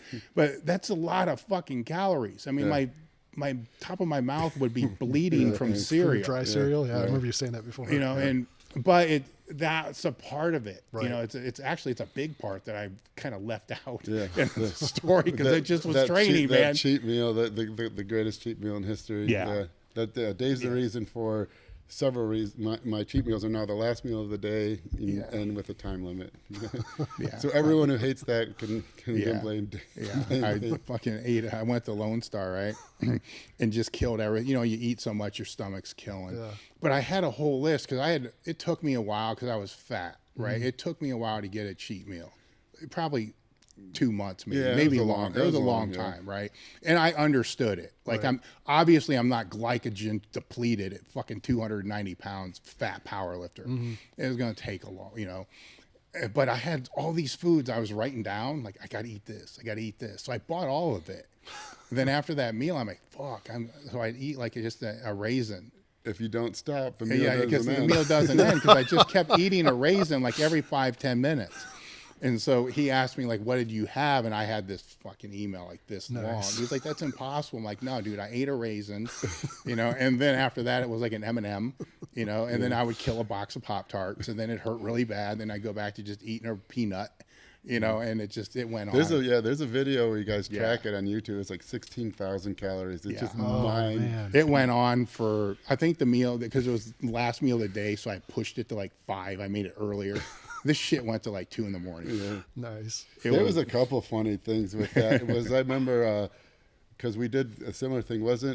You ended the diet at like 240 and it was like 6 weeks before Swiss or something? Yeah, that was bad. I almost killed myself. Yeah, I thought you were going to die of pulmonary. You put on like 62 pounds or something. That was a different, because after that, we were talking about the rebound. I'm like, oh man, I need this rebound. So I went down to like 240. Then I went to Myrtle Beach for a week and I came back at like 282. And I remember walking in the office and everybody was just looking at me. They didn't know what to say. And then Wendler saw me and he's like, dude, what the fuck? And it was weird because I looked jacked as fuck, for like 7 days. And then something happened and it wasn't the case. But when the other one you're talking about, I did a seminar in Boston where I was really lean. I was maybe 3 weeks out from where we were going to stop. And I told him early on, I don't want to do the last 4 weeks. I don't want to do a show. I don't want to do that shit. But it was still really lean. Yeah.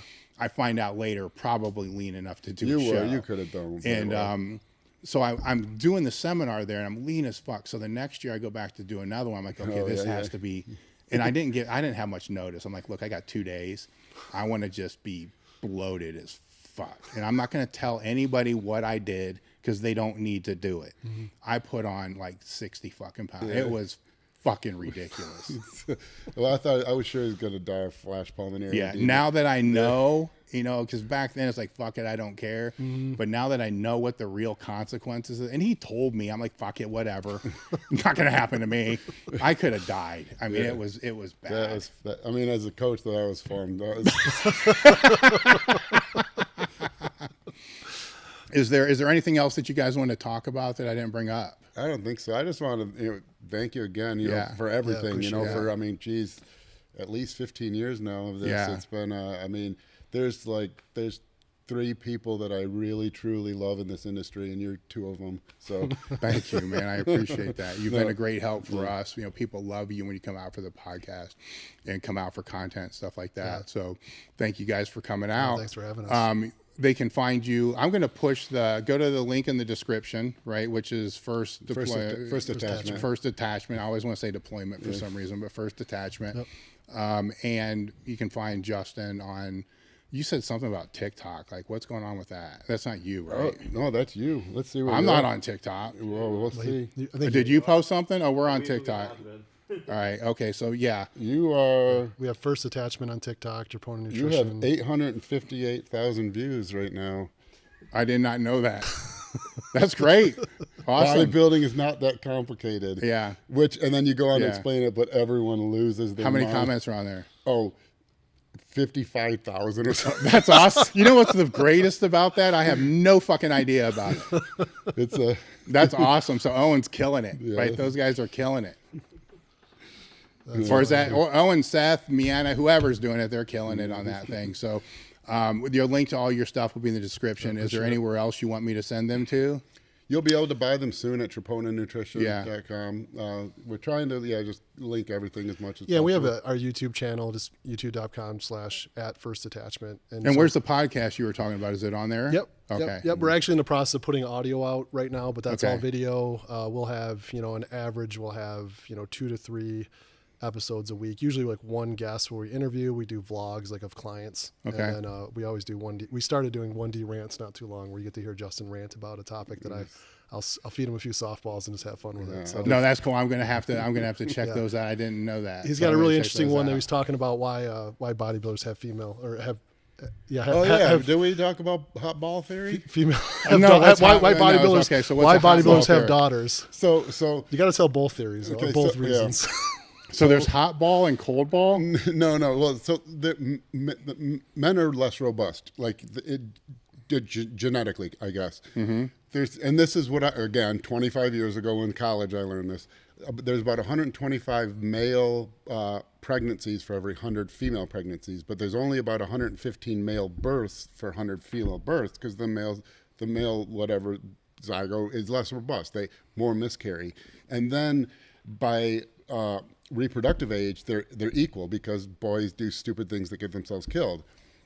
But through that, so it works out, and it makes sense, because for evolution to happen, for us to exist at the age we mate, then it needs to be about equal. And for that to happen, then more male pregnancies have to happen. But that means that the male sperm is less robust. And so there's a theory, because athletes seem to have more females, daughters, and less men. And there's a hot ball theory that from being an athlete and your balls always being so hot that it kills off more of the male sperm. So, and but my theory, I like to think his that is a little better, more scientific. I like to think like, okay, if you break it down like real evolution, we there's no society. We're, just in a tribe. If a male is a threat to the leader of the tribe, Yeah. And so clearly, if you're that awesome of a male, genetically you're not going to want to have men, because I'd have to kill them off. So so my theory is the more females you have, the more genetically superior of a male you are. Okay, that's not true, but that's called the hot ball theory. No, that's Justin the Justin's dumbass theory. So you need a name for it, so they can search it. What did I call it? I called it Girl Dad. I think Girl Dad or something is probably out there. The girl dad theory. Way better than that. Yeah, we'll tweak it. Yeah, I think Girl Dad theory. Yeah, Justin's really awesome theory, I think. All right. we made sure to tag our wives because I have two. JAT. Yeah. All right. So with the JAT theory. There you go. All right. Yeah. We made sure, because he has 4 girls, I have 2 girls, so we made sure to tag both our wives in that and say, "What do you guys think?" So it's the leading scientists. There's 2 conflicting theories: JAT or hot ball. All right. So it's JAT. All right. So that's a good place to end. We're going to end on the JAT theory. Guys, thanks for watching, listening, or however you are taking in this content. Leave a review, and thank you, and we're done.